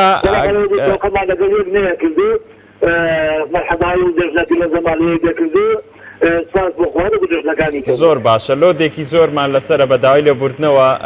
گوێبیستی پرسیارەکە بووی کاک باوکی باش و بەخشین با بۆ بخێنمەوە ناوی ئەو هاوڵەی پەیامبەری ئیسلام چی بوو کە فریشتەکان شەرمیان لێ کرد ئەو بەکری سدیق بیلالی حەبەشی عوسمانی کوڕی عەفان خەلیفەی سێیەم بابڕین عوسمانی کوڕی عەفان خوای لە ڕازی بێت باش دەست خۆش زۆر باشە خوای گەورە لە ئێوەش ڕازی بێت باوکی بەهشت و بەخشین سپاس بۆ پەیوەندیەکە تر لە جەژن و خۆشی داڵن دووبارە جارێکی تر پەیوەندی وەردەگرینەوە بۆ ئەوانەی کە وەڵامی ڕاست دەزانن لە کۆتاییدا تیرروپشکیان بۆ دەکەین سێ لەوانەی کە لە تیرروپشکان ناویان دەرەچێت خەڵات یا جەژنانێکی تایبەتی کەناڵی ئاسمانیان پێ دەبەخشیت کاگە من دووبارە سپاس چاوماچەم بەرهەم لە خزمەتانم چیمان هەیە چیمان پێشکەش دەکەیت چکە ئێمە زۆر جار وەک کاتێکە پەیوەندەکانیش وەردەگرین تۆش هەناسەیەک و بەڵێ بەتاکیت خۆشترە پلەیباگێکمان هەیە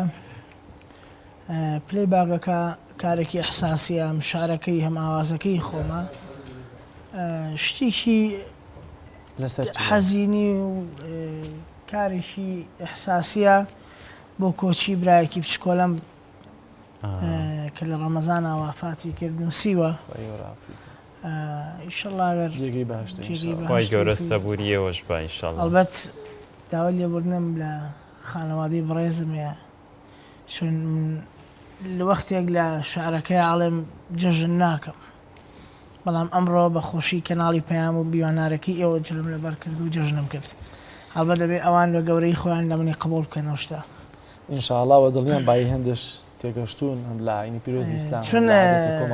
شعرەکە و دیزاینەکەی من و شەقەی من تۆزە لە یەک دوورن ئەلبەت خۆی هەر لە ئیسلامی خۆشەویستیش دوو شتەکە گرێنێتەنەوە بەیەکەوە کاکی من خۆی لە ئیسلامی شاوا باشە بۆیە لەم بۆنانەیە ئیتر ئەبێت دڵخۆشی بەتەشید ئینسانەکە لە خۆیان تیاچێت ناشکرێ ئینسان هەر لە خۆش پێی خۆش نییە ئینسان لە خەم و ناڕەحەتی و هەموو ئەوە بمێنێت هێرە شیعرە و ئەو گۆرانیە جوانترین وەفا خۆشەویستی بۆ خۆی ئەوە ئیتر پڕاپڕ بە وەفاداری و بەرایەتی و خۆشەویستیە و پێشکەشی ئەەکەم بۆ ئەو کەسانی کە کەسانی نزیکیشیان نەدەستداوە تر چ برا چ خۆشک چ دایک چ باوک یاخود هەر خۆی گەورە لە مردی هەموو لایەکمان خۆش بێن زۆر باش ئەگەر فەرموو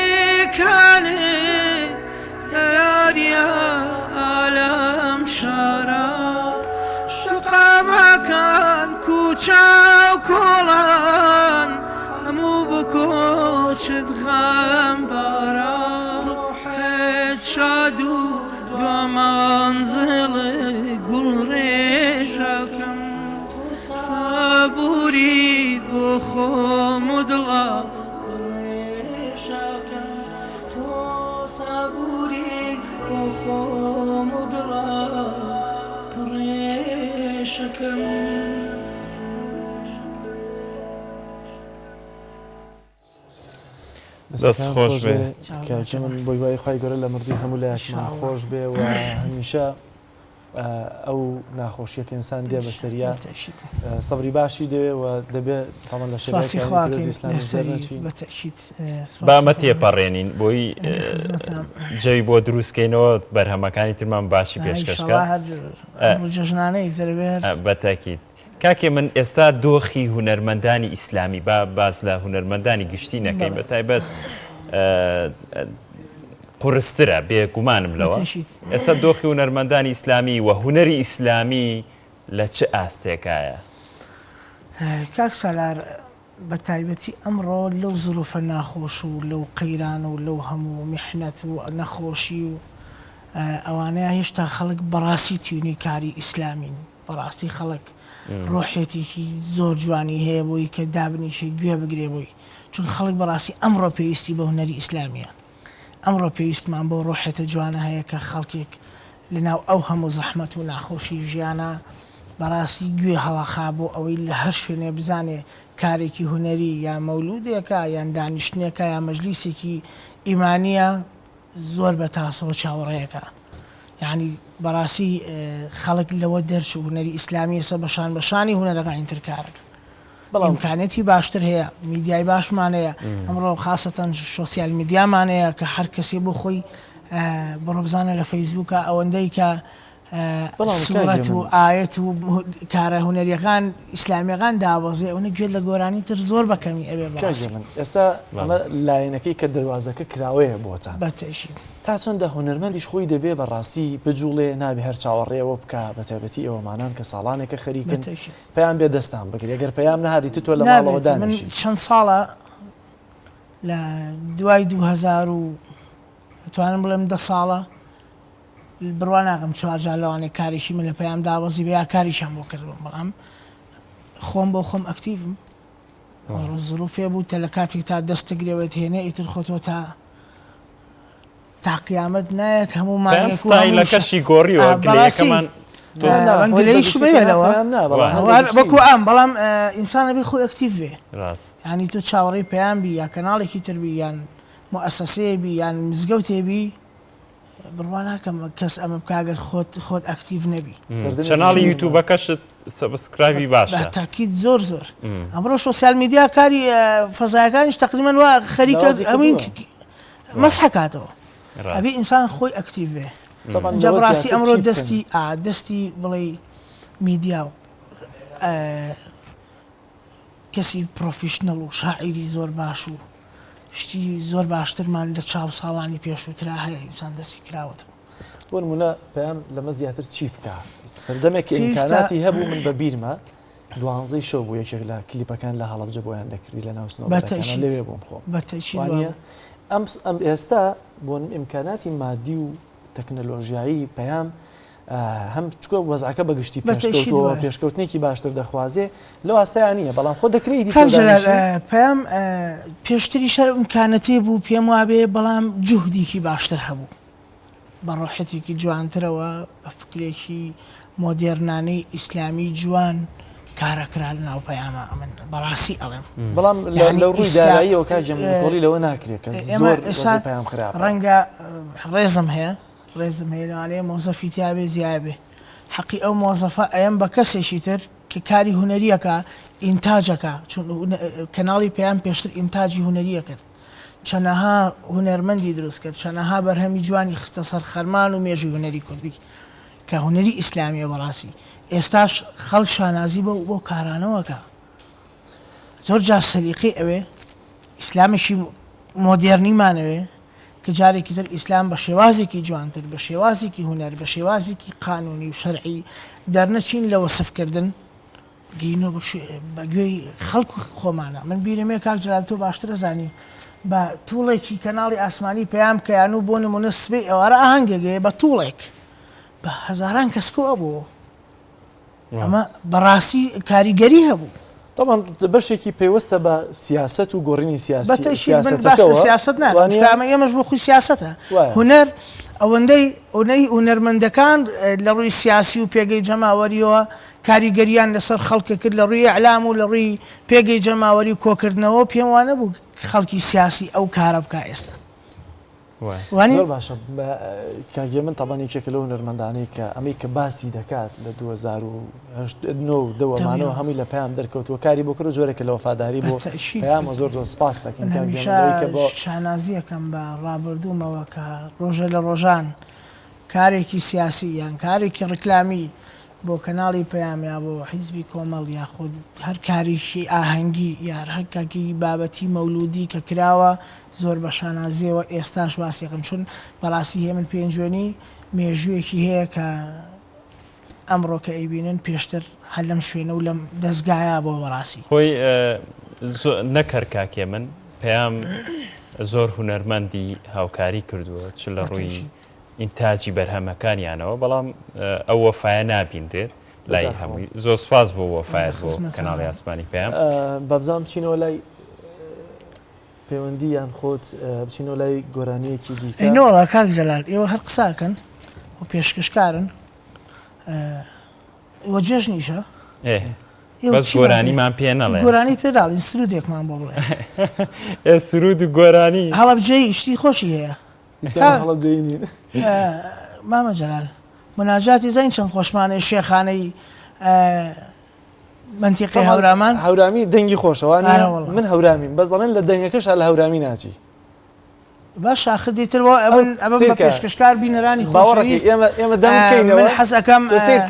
جژنانەیەکی کاک جەلال و کاک سالار کە هەردووشیان دوو برای خۆشەویستی دیاری کەناڵی ئاسمانی پەیامن ئەمڕۆ شتێکمان پێشکەشەکەن بە منیش و بە بینەرانی خۆشەویست تۆ بوەستە ئەو ئێمە دەم بکەینەوە ئەو بینەرە نامێنە بە دیار ینی تۆ بێبینەرەبی کاک سالار ئێوە مادەم هەردووانن هەمیشە پێکەوە توان بە بەزمی چەپڵەقەش بەیەکتری بسێن کێشەتان نییە تۆ لە دەست ئێمە وەری مەگرە یەکێک لە سرودەکانت سەوتی دەخینە پەخشەوە دەمانێت ئەو سرودەمان بۆ بڵێیت باشە بە پلەیباک نا بە پلەیباک بۆ پلەیباک بۆمان دەڵێ بە دڵی خۆتان باشە زۆر باشە پلەیباک ئەگەر هاوکارانم کۆپلەیەکی گۆرانیەکەمان بۆ هینکەن بۆی کە وتم بلبل جماه يلا منيش دم بمدينة بخواد يا ودينك محمد الأمينة بخواد يا ودينك محمد الأمينة سلامي خوال أسر روحي كنور دين ودنيايا بفيزي زۆر باشە ئەگەر بچینە لای بەرەمەکەی پێکەوە تەنسیقەکەی خۆتان بکەن چونکە پلەیباک نییە نانا پلەیباک نییە زۆر باشە وتم بلبل جماه يلا منيش دم بمدينة وتم بلبل جماه يلا منيش دم بمدينة بخوا دنيا وديناكم محمد الأمينة بخوا دنيا وديناكم محمد الأمينة سلامي خوال سن روحي كنور دين ودنيايا بفيزي عاشبي تاريك دلي عاشق خوينايا هاي دلي عاشق خوينايا قلابي خويا برجاني تسر باغاتي سيني من ببوني أحمد مختارة كدل سرمستو شيدايا عايدل سرمستو شيدايا وتم بلبل جماه يلا منيش دم بمدينة بخواد بلبل جماه يلا منيش دم بمدينة بخوا دنيا وديناكم محمد الأمينة بخوا دنيا وديناكم محمد الأمينة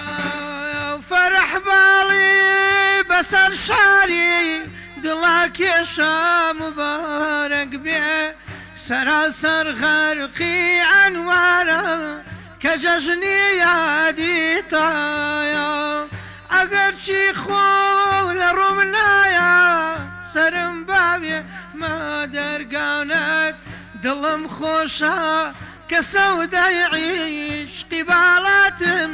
لسردايا وتم بلبل جمايا لا منيش دمو مدينة وتم بلبل جمايا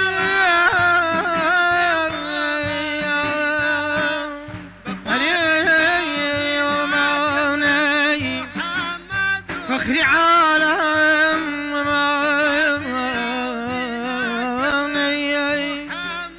سروري وخاتم لسجني نفسه شنق غم نما توم جگانا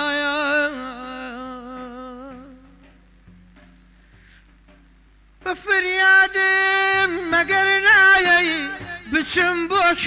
بارو زردي كتوب عاسيان سايي بناي امن دباك دايا وتم بلبل جما يلا من اشتم بو مدينة وتم بلبل جما يلا من اشتم بو مدينة والله بخوا دنيا وديناكم محمد الآمنة بخوا دنيا ديناكم محمد الآمنة هاي دنگن نرزه زۆر سپاس زۆرتر هەروە وترێ ئەوە لێ بشارینەوە دەیڵیت نەوەڵا ئەوە شاکەیە لەگەڵ تایکی بەڕاستی وایە چون جاری وایە لە بەردەمی شمای خوێنمە شتێکی تڕڵێ خۆشتێک ناڵێ کە لەگەڵ بۆ وەرشەیەک لابێ لەگەڵ زۆر جار ئەڕات بڕوا بکە نەبێتە شتێک شعرێک مامۆستا کەریم بەڵی سەیەڵێ بە فەیزی بێ ئینتیها بنێرە ڕەحمەت خوددا یەک لەحزە ئەوەمان ئەوت لە فەیزی بێ ئینتیها ڕەبی بنێرە خوددا خوا بنێرێ خوایەکی تر کاکێ من لە زەینمان نامێنێتەوە چون ئەوە تەرکیزم لە لای وتنەکەی ئەوە تەرکیزم لای خوێندنەوەکە نییە باست کرد وتت واستەکەم زۆتر لە خانەقاییەوە ئەمانە هەموو شتەکانەڵێ ئەمانە لە دنیای عیرفانە بەڵێ کاک سالار کار عیرفانیەکان تۆ سەری سرودە کۆنەکان بکە ئەوەندەی حاڵەتی نزا و پارانەوەیە مناجاتە ئەوەنە حاڵەتی ئەحساسی نییە ینی تۆزێک لە وشکی پێوە دیارە چیت هەیە لەو بابەتانەیە زۆر کەمم هەیە چکە زیاتر کارەکانی من وەسفە زیاترەکانی من عیشقە هیچ بەرەمێک شتەیە لە بابەتی مناجات بەڵێ بۆ نمونە ئەو شێخمانی یا ئیلاهی یا ئیلاهی شەرمەزار و دیدە گێریانە مەمن مەش خۆشە بەس زیاتر ئەو شتە ڕیتمیەکان خۆشترە ینی خەڵکی ئێمە زیاتر حەزی بەشتی شادە خۆی زانیی کاکە جەلال لەوێت تۆ ئەم ینی ئەبێت جارجار تۆزە ئیسراحەتی پێ بدەیتم سی تراکمی نیوەی من تۆ لێرە نابێ بە ئیسراحەتی پێ بدەین آخر ئەگەر هینکەیت لە دەست ماوەری ئەگری ها تۆ تێ گۆرانێکە و پێ نەڵێ باو بیری بەلای ئەوە نەبێت چینەوە لای پەیوەندیەکان ئەگەر هاوکارم هاوکارانمان لە کۆنتترۆل کاکەوەی منە داینێ حیف ئێستا من ئاگام لە کاگاریان نییە گینا دڵنیام شتێکی پێ ئەوتم و پێمانەوتی بۆی باشە ینی هێدفۆنەکەی کاگاریانم لە بەردەسانەیە باریان لێرەشدا نانیش کێ لە بەردەڕەش کاک سەرکەوت لە بەردەڕەش السلام عليكم.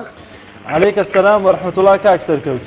سلام ساجان باشید. سر چاوانم کاک سرکوت جشن پیروز بید. جشن پیروز بید لامی که از بکاربال تلویزیونی جوانکی پیام تیوی پیروز بید. یه شرکتم بورم کند خوازم جشن پیروز لامی بینار کند نکم براستی تلویزیونی که یکمی بیر کابر براستی. خوا لێو ڕاستی بێ کاکە سەرکەوت دەمێتەوە بێت لەگەڵ بڵێ پرسیاری سێم ناوی ئەو پیا برا بەڕێزە چی بوو کاکە سەرکەوتی بەڕێز جژنت پیرۆز بێ جژنت پیرۆز بێ مامۆستاگیان انشاءالله لە ساڵانی داهاتوو دەبنە حەجی انشاءالله خوا سەلامەتی کا انشاءالله ئێمە پرسیارێکمان بۆ بەڕێزت هەیە بەڵێ مامۆستا ئێمە چۆن براکەم باش تو گیان زانیتی تو دەڵێم چۆنی باش دەم بۆ باشە چاوت ماچەکەم بەڕێزی مامۆستای کاکە براگیان پرسیارێکمان بۆ جەنابەت هەیە یا الله دووەم ناوەندی خلافەتی ئیسلامی کێ بوو؟ بەێ پێشەم شتێک نبینامە یارمەتی بدەن پێشەم شتێک اختیارەکانت با اختیارەکانت بەو خوێنمەوە دووەم ناوەندی خلافەتی ئیسلامی کوێ بوو؟ ببوورە دەکرێت پرسیارەکەی دی وەڵام بدەمەوە پرسیارێکە پێش ئەو پرسیاری دیکە ئەوە پرسیاری ترمان ڕۆژ بەڕاستی ئەوەندەش ئاسان بوو هەموو کەس ڕێزانی ئەمان مهمە خۆی خەڵاتە ئەسلەغە لەسەر ئەمەیە ئەمە خەڵاتە ئەسلەغە لەسەر ئەمەیە زۆریش ئاسانە دووەم ناوەندی خلافەتی ئیسلامی کێ بوو؟ یەک کوفە دوو دیمەشق سێ مەکە مامۆستا وەڵایی شیارەکە حالی نەبین دووهەم ناوەندی خلافەتی ئیسلامی کوێ بوو؟ ماوەی شەهر ئەوێ بوو خۆی بوو کردویانە ئەوێ کوفە دیمەشق مەکە کوفە دیمەشق مەکە ئەوە ناسانە یەک تۆزبیری لێ بکەیتەوە یەکەم جارێکی بجۆ بشارە بە مامۆستای من دەبا بیزانی ئێستا اختیارێکیان هەڵبژێرە توانی اختیارێکیان هەڵبژێریت باوەسی خۆت ماوەسە یارمەتی مامریان مەڕاستی بۆ جاری یەکەمە جەژنی ڕەمەزانی سەر هەولم تۆ زەینت بەلای کامیان ناچێ بۆی من ئەویانت بۆ لابنم بەس کە پرسیارەکە دووبارەکە پرسیارەکەم جارش لەسەر شاشەکەش نووسراوە پێم وابێ کاک سەرکەوت دووهەم ناوەندی خلافەتی ئیسلامی کوێ بوو؟ کوفە دیمەشق مەکە دووەم ناوەندی خلافەتی ئیسلامی کوێ بوو؟ کوفە لە دوای مەدینە کە یەکەم مەرکەزی خلافەتی ئیسلامی بوو دوای ئەوە کوێ بوو؟ دوای ئەوە کوفەکە لابێ کوفە دیمەشق مەکە کوفە دیمەشق مەکە دووەم خلافەت وەڵام ئەسەبا کوفە دێتن با کوفە بێ با کوفە بێ لە خزمەتە با کوفە بێ دەست خۆش بێ دووەم پەیوەندیمان دیەخان لە سلێمانی دیەخان سڵاوی خوا لەبێت دیەخان جەژن پیرۆز بێ و سڵاوی خوا لەبێت زۆر سپاس دیەخان پیرۆزبایی جەژنی قوربانتان لێکەم هەموو کارمەندانتان زۆر سپاس مەمنون سەرکەوتنتان بۆ خوازم زۆر سپاس گوێبیستی پرسیارەکە بوویت؟ بەڵێ دووەم ناوەندی خلافەتی ئیسلامی کوێ بوو؟ کوفە دیمەشق مەکە وەڵای من ئەڵێم مەکە و یارمەتیم بە مەکە و یارمەتیم بە مەکە و یارمەتی یعنی جا سێ اختیارە کورە زۆر ئاسانە یەکەم ناوەندی خلافەتی ئیسلامی ئەوە بوو کە پێغەمبەری خوا صلی الله علیه و سلم دایمەزران دوای ئەوە خلافەت کە دامەزرایەوە لە شوێنێکی تر بوو کوفە بوو یان دیمەشق بوو یان مەکە ئەو پەیوەندی پێش خۆم دیمەشقی وت نەوەڵا کوفەی وت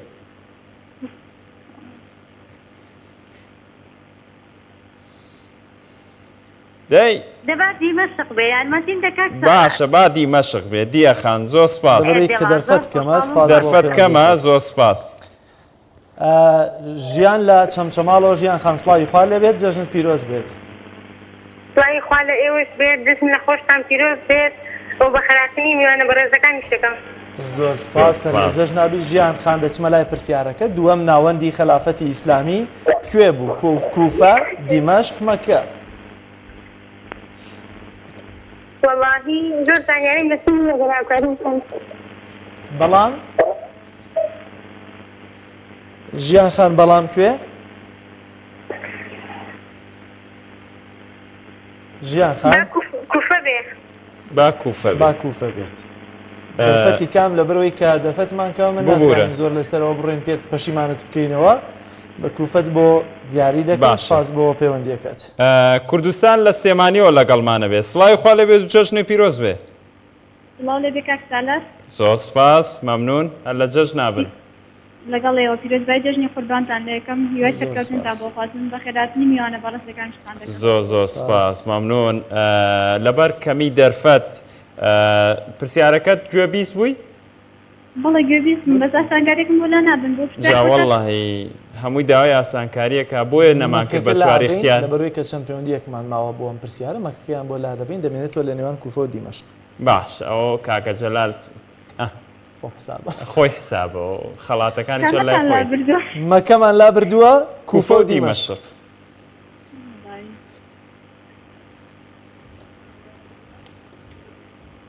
کوفە باشە. وەڵڵاهی نازانڵێن پلەکانی گەرما لەوێ زۆر بەرزە. من نەڕۆشتوم.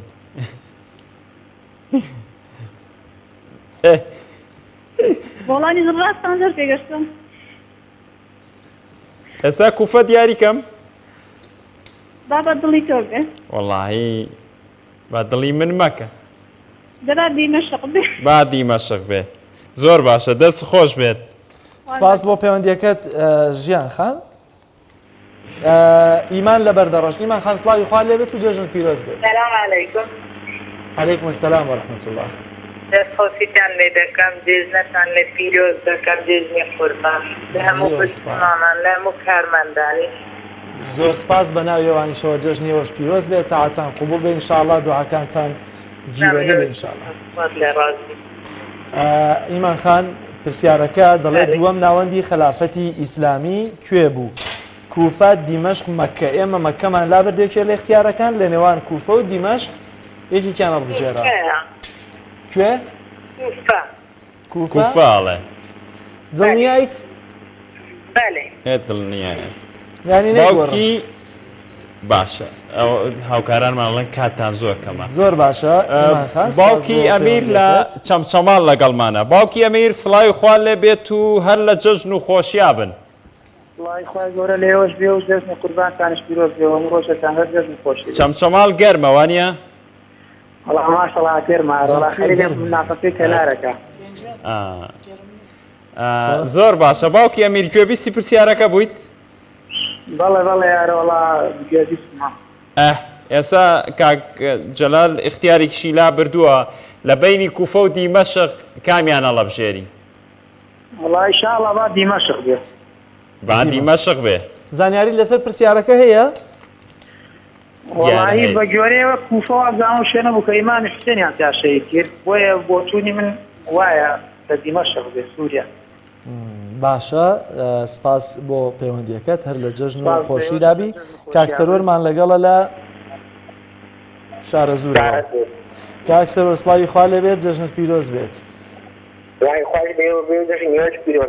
زۆر سپاس. ڕێکارەکانی خۆپارێزی لە ڤایرۆسی کۆرۆنا لە شارە زوور چۆنە؟ بزڵ لە شارە زوور لەکوێ دانیشن؟ من لە دیارەکان مەنطقەی دیارەی. لەکوێ؟ وڵای تێنەگەیشتم جەماعەتی کۆنتڕۆڵ سەڵتەکەیان کردوتەوە. دیارە؟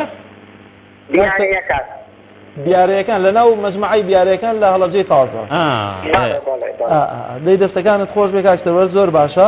ئەچمە لای پرسیارەکە دووەم ناوەندی خلافەتی ئیسلامی کوێ بوو؟ کوفە دیمەشق مەکە. ئێمە مەکەمان لا بردووە یەکێک لە اختیارەکان لە نێوان کوفە و دیمەشق کامیان هەڵەبژێری؟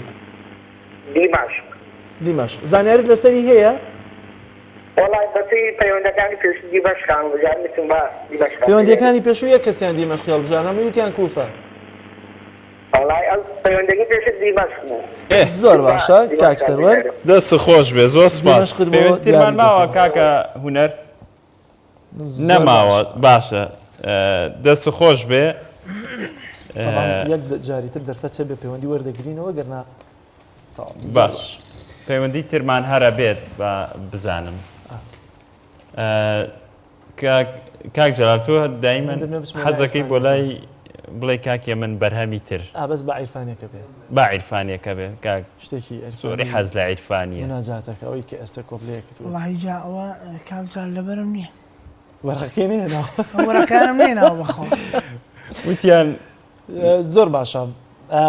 یەکێکی دیکە لە سرودەکانت هەیە کە ئەوەش پێمە جمهورێکی زۆری هەبوو. کۆپلەیەکت بۆ خێنە سەرەکە گوێ بۆ بگری دەمانێت ئەومان بۆ بڵێیتەوە. هەر ئەوم دانا. هەرەوە دانا بوو؟ زۆر باشە تەوان پلەی باک نییە. شاری یەکەم کاری ئەوە ئاریانە زانیان لە چیە لە دڵمان لەگەڵ یەکا پاک. دیپەکەشی خۆم لێ بوو. نا کاک عومەر کردی. نا ئەوەی تریان بوو؟ ئاریان بۆی کردی؟ ئەوە سيدي سرور سيدي سرور بس أما يكب كارم بو رئيس الإسلام وكاب عمر رشيد أو كاتا بيام دانا مزرعة وكنالي كومارو أوان كرديان جا ئەوەی کلیپەکەی دیکە کە ئاریان دەرێنانەکە بۆ دەکردی و لەوەی کە کلیپەکەی بۆ تۆمار دەکردی نزیک بە 12 شەو بوو کەمێک کەشوهەوا سارد بوو ئینارەی لێ بووی کە جوان دەرچێ ها شین و مۆر و ئەمانەکە هەیە پمپێکی فەسلی سیارەی هێنا بوو بۆی کە دەرکەوێت کە بارانە باشە ئیتر حەق و ناک منی خوستاندبوو خەریک و ڕەق ببێتەوە بۆمان باسکە جاشی خۆشی وەم گەرمە لەو سەرەوە کە ناتمەوە سیارەکەم لێ نابوو برادرە سیارێکی پێ بوو لەژێر لەناو سیارەکە جامەکە بە زۆر داخرا لەژێر دەرگاکە و لەشێ کوشنەکان و هەوایە نازانم کون بوو ژێرەوەشی هەتا سلێمانی نییە هەڕەوە ئەو تەمیزیادەوە بەردایە ساوتیان مەیەنە تۆ کە ئیشت کەوتە ئاریان ئەبێ هەموو احتیاطی بخەین یەکەم جارم بوو ئیشی لە غەڵاقم بە جدی هاتە پێشەوانەتم بەخوا مەزبوطە بەتەیشی زۆر باشە بابچینە لای ئەو بەرهەمەیانشە تەنسیق بکە لەگەڵ هاوڕێکانجا ئێستا خۆی ئوستادە خۆیان دەستدان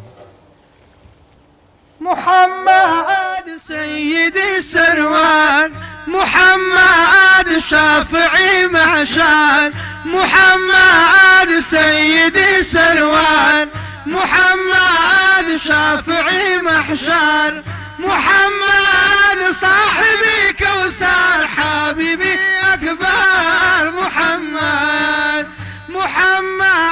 ختم أنبياء محمد شاهي أولياء محمد شمعي أصفياء نوري كبرياء محمد سيدي سروان محمد شافعي محشان محمد سيدي سروان محمد شافعي محشان محمد صاحبي كوثر حبيبي أكبر محمد رحمة الله محمد صفوة الله محمد حبيب الله الله يا حبيب الله الله يا حبيب الله محمد سيدي سروان محمد شافعي معشر محمد السيدي سروان محمد شافعي محشر محمد صاحبي كوثر حبيبي أكبر محمد يا شافعا للمذنبين يا رحمة للعالمين يا أحمد طه وياسين رؤوف الأمين محمد صبري سروان محمد شافعي محشر محمد صاحبي كوثر حبيبي أكبر محمد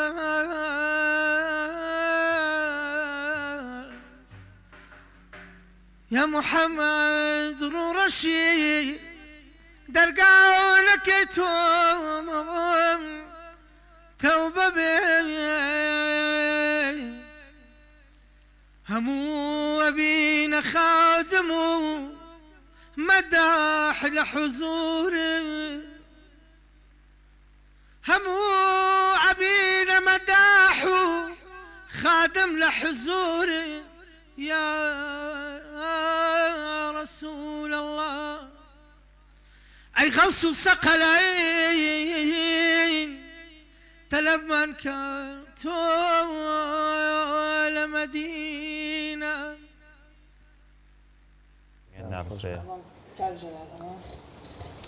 دوزارو حودو تراو تا تقريبا 13-14 ساڵە پێم وابێ نە ئەو کۆنە بێ نەخۆشت دەنگت گۆڕاوە کاژێ من جا ئەوە لەو کاتەیە تەبعاً گەنجتر بووم و تەمەنێکی هێرزی وەکو ئێستەم نەبوو 7 ساڵەمە پێش ئەو تۆنە جا زۆر قورسە هێستش ماشەڵڵا باشە تۆزێکم نایەوە لەو تۆنەیە باش کاگە من بەشداری مەراسیمەکانی دەرەوەی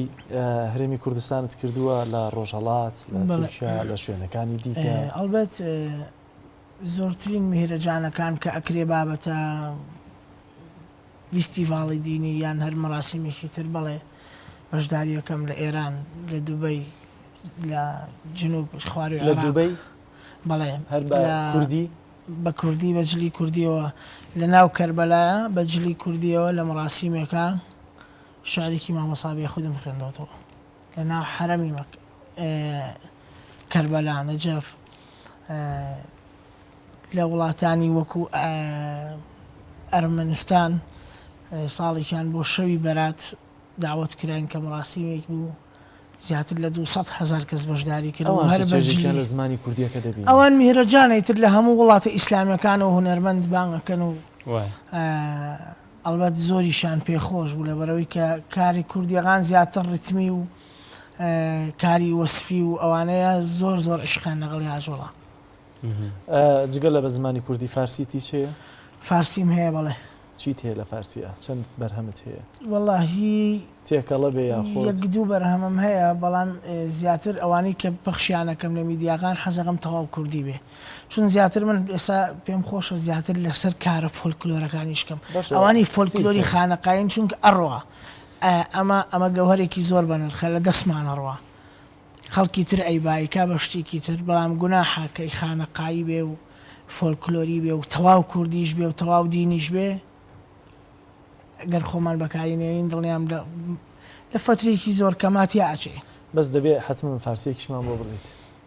فارسیتان بۆڵێن بەسەر چاو بە ئیسراحەتێ بە قورگی بین ئیسراحەتێکم منێ کاکە هەناسیەکەم منێ باگەر هەبێ دوسێ پەیوەندی دیکە وەرگین وەکو دوایین دەرفەت تۆ بۆ سەجارە ناچمە لا پەیوەندی با پرسیارێکی لێ بکەم طبعا هەموو هونەرمەندێک حەز بە دەنگی هونەرمەندی ترەکات ئەمێ بزانم کاکێ من حەز بە دەنگی چ هونەرمەندی وڵاهی کاک سالار بەبێ جیاوازی من ئەوەی کە کار ئەکات کارەکان دینی بەبێ جیاوازی جوان لێگرم یعنی فەرق ناخەمە بینی ئەمەیان سەوتی خۆشیان ناخۆشە چون ئەو کەسێک کە کاری هونەریەکە بۆ خوا کارەکە بۆ عیشقی خوا پێغەمبەرێکە ئەگەر سەوتیشی ناخۆش بێ ئەلبەت تەئسیر هەر لەسەر دڵی ئینسان دانێچکە هیچ شتێکی ڕایەتیان نیە وەختی کە ناوی خوا یان ناوی پێغەمبەر لود لە مەجلیسێکا لە میدیایەکە لە شعرێکە لە کۆڕوکۆبنەوەیەکە ئیلا بەرەکەتی خۆی هەر هەیە بەڕاستی بەتاکی دەست خۆش بە کاکێم زۆر باشە دەستمە لای یەکەم پەیوەندی دایکی ڕامان لە سلێمانی دایکی ڕامان سڵاوی خوار لێبێت جەژن پیرۆز گەورە لە هەموو ئەوەی بەڕێز هەموو مسلمانانیش پیرۆز زۆر سپاس دایکی ڕامان هە لە جەژن و خۆشیابی دەچمە لای پرسیارەکە تەمان پرسیارەکەمان گۆڕیوە پرسیارەکە دەڵێ پێغەمبەری ئیسلام درودی خوای لەسەر بێت چووە خەوی کامیەک لە فەرمانڕەوەکانی کوردستان تا ئارانگەکەی لە شێواندن بپارێزن محەممەد فاتح سلێمان قانونی مزەفەر کۆکەبەری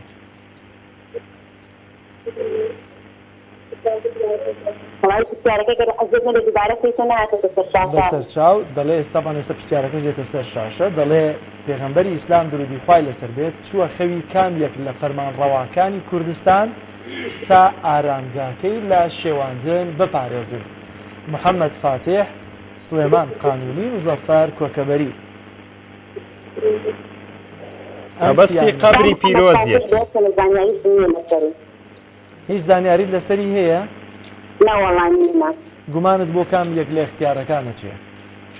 وەڵای بۆ محەممەد فاتح بۆ محەممەد فاتح زانیاری لەسەر خودی محەممەد فاتح هەیە هیچ؟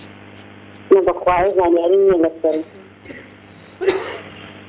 باشە محەممەد فاتح بعد یاری کێنچکە پەیوەندیترمان لەگەڵا زۆر باشە سپاس بۆ دایکی ڕامان پەیوەندی دووەمان لە عەدنان لە ئاکرێ کاک عەدنان لە ئاکرێ کاک عەدنان سڵاو لێبێ و جەژنی پیرۆز بێ بەڵێ سڵاوی خوا لەوێ و لە تەواوی کابیر و کارمەندان لە جەژنە پیرۆزە لەوێ و لە هەموو کارمەندان لە هەموو بیستەرانی تەلەڤیزیۆنی پێیامەکەم یاددارمان سەرکەوت زۆر سپاس کاک عەدنان گوێبیستی پرسیارەکە بووی؟ بەڵێ مامۆستا لەو سێ اختیارە محەممەد فاتح سلێمان قانونی مزەفەر کۆکەبەری گیان؟ سولتان مزەفەر سڵتان مزەفەر یعنی مزەفەر کۆکەبەری لە سەردەمی ئەیوبیەکان دەست خۆش بە ئێمە مزەفەر کۆکەبەری بۆ دیارەکەین دایکی محەممەد لەکوێ دۆک لە دۆکەوە تۆ وەریکرە تا من دایکی محەممەد سڵاوی خوا لەبێت جەژنە پیرۆز بێ جژنەوەیکی پیرۆزبی دەستخوشیل کارێواتیان دەخەست سەرکەفتنی بووە خازن زۆر سپاس دایکی محەممەد هەر لە خۆشی و جەژ نابن انشاءڵڵا دایکی محەممەد دەچمە لای پرسیارەکە پێغەمبەری ئیسلام درودی خوای لەسەر بێت چووە خەوی کام یەک لە فەرمانڕەواکانی کوردستان بۆ ئەوەی کە ئارامگاکەی لە شێواندن بپارێزن ئەم سیانە سەردەمانێک فەرمانڕەوای کوردستان بوون محەممەد فاتح سلێمان قانونی مزەفەر کۆکەبەری ڕاستی من بزانین فەرمینم گەلهاریکاریەوە محەممەد فاتح محەممەد فاتح زانیاری تەیە لەسەری نەباوەڕ بکە بۆ ئەوەی کە سانەهی چوون من زانین ئەسنا وەرگرتم نوکەشی ئەمەی کە هەمووی ئاشناییەکیان لەگەڵ ناوی محەممەد فاتح هەیە بۆی دیارە ڕزگارکردنی ئەستەمبوڵی ئێستا بوو بۆیە هێندە ئاشناییان هەیە بەس من اختیاری محەممەد فاتحەکە لا دەبم کاک سەرات جەژنە و لە ئاخر پرسیاری باش ئەوشکە بە چاکە بۆ خۆ ئێ فەرموو اختیار هەموو شتێک لای خۆیەتی محەممەد فاتحەکە لا ئابین لە نێوان سلێمان قانونی مزەفەر کۆکەبەری بەڵێ سلێمان قانونی مزەفەر بلا مزەفەر کۆکەبەری بیت مزەفەر کۆکەبەری بێت تەواو نایگۆڕیت نەباوەڕ بکە باشە پەیوەندێکی ترمان لەگەڵا زۆر سپاس دایکی محەممەد دایکی مەتین لە کەلار دایکی مەتین سڵای خوا لەبێت و جەژتان پیرۆز بێت السلام علیکم عەلەیکوم السلام ڕەحمەت الله دەستخۆشی بەرنامەکەتان لێکەم و زۆر سپاس دایکی مەتین گوێبیستی پرسیارەکە بوویت نەوەڵا باشە من پرسیارەکەت بۆ دووبارە ئاکەمەوە پێغەمبەری ئیسلام درودی خوای لەسەر بێت چووە خەوی کام یەک لە فەرمانڕەواکانی کوردستان تا ئارامگاکەی لە شێواندن بپارێزێت محەممەد فاتح سلێمان قانونی مزەفەر کۆکەبەری و کاکە جەلالیش محەممەد فاتحی بۆ لابردوون لەو بینی سلێمان قانونی مزەفەر کۆکەبەری با اختیاری سێم بێ چی دایکی مەتین با سێم بێ با سێم مزەفەر کۆکەبەری باشە دەست خۆش بێ کۆتا پەیوەندی وەردەگرین بەڕێز کاک لوقمان لە بەردەڕەشەوە کاک لوقمان سڵاوی خوا لێبێت عەلەیکوم السلام وەرەحمەتوڵڵاه دەستخۆشە بەرنامە دەکەم هیوای سەرکەوتن بۆ دەخوازم زۆر سپاس کاک لوقمان پیرۆز دەکەم هیوای سەرکەوتن بۆ دەخوازم سپاس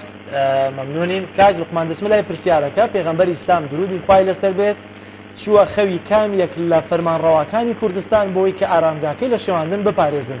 سێ اختیارمانە بوو دانەیەکمان لابر سلێمان قانونی یا مزەفەر کۆکەبەری کامیان هەڵەبژێری مزەفەر کۆکەبەری مزەفەر کۆکەبەری زانیاری تەیە لەسەر ڕای هاوڕەکانی دیکەت کە پەیوەندیان کردە لێبژێری زانیاریی سەد لەسەر سەتەمە یاساییە زانیاری وا بزانم زۆر باشە سپاس بۆ پەیوەندیەکەت کاک لوقمان بە هیوای سەرکەوتن ئینشاءڵڵا زۆر زۆر سپاس دەکەین دیارە دەرفەت یەکێ تۆمان لە بەردەمان نەماوە گەر دەرفەت هەبێت دوو بەرهەمی تر پێشکەش بکات کاک هێمن ناهێڵە وابزانم دوو بەرهەم بڕوە دەچینەوە لای کاگێ من داوایکی فارسیەکەم لێ کرد بووی جگە لە فارسیەکە چیترت بۆ حازر کردوین کە بەڕاستی ئیدی لای خۆتەوە تایبەت بوو ئەمڕۆ لەبری تۆ من هەورامێکە پێشکەشەکەم کامیان من لەبری تۆ کە پێشکەشی هەورات لە هەجی شێوازە هەورامیەکە پێشکەشەرین شەرنی هەموو شەکانی هەورامی بێ بەڵام ئوسلوبەکەی و ئەداکانی لەهجەیەکی هەورامیە زۆر باشە فەرموو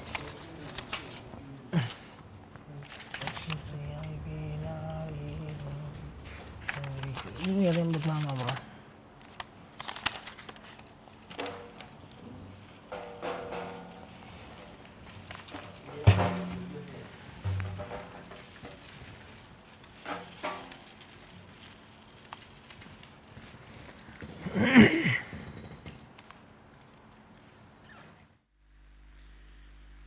عزیای بیناییم نوری چمانیم سرمایه حیات دین و ایمانیم عزیای بیناییم نوری چمانیم سرمایه حیات نور و ایمانیم دوری مكايلين بقيان وقاسين دارون مكايلين بقيان وقاسين دارون مكايلين عزي بنايم نوري شمانيم سرمايا حياة دين وإيمانيم سرمايا حياة نور وإيمانيم قربان وشابيم تويبا شاكر دايم قربان وشابيم تويبا شاكر دايم تويبا شان شاي كل شان كردين تويبا شان شاي كل شان كردين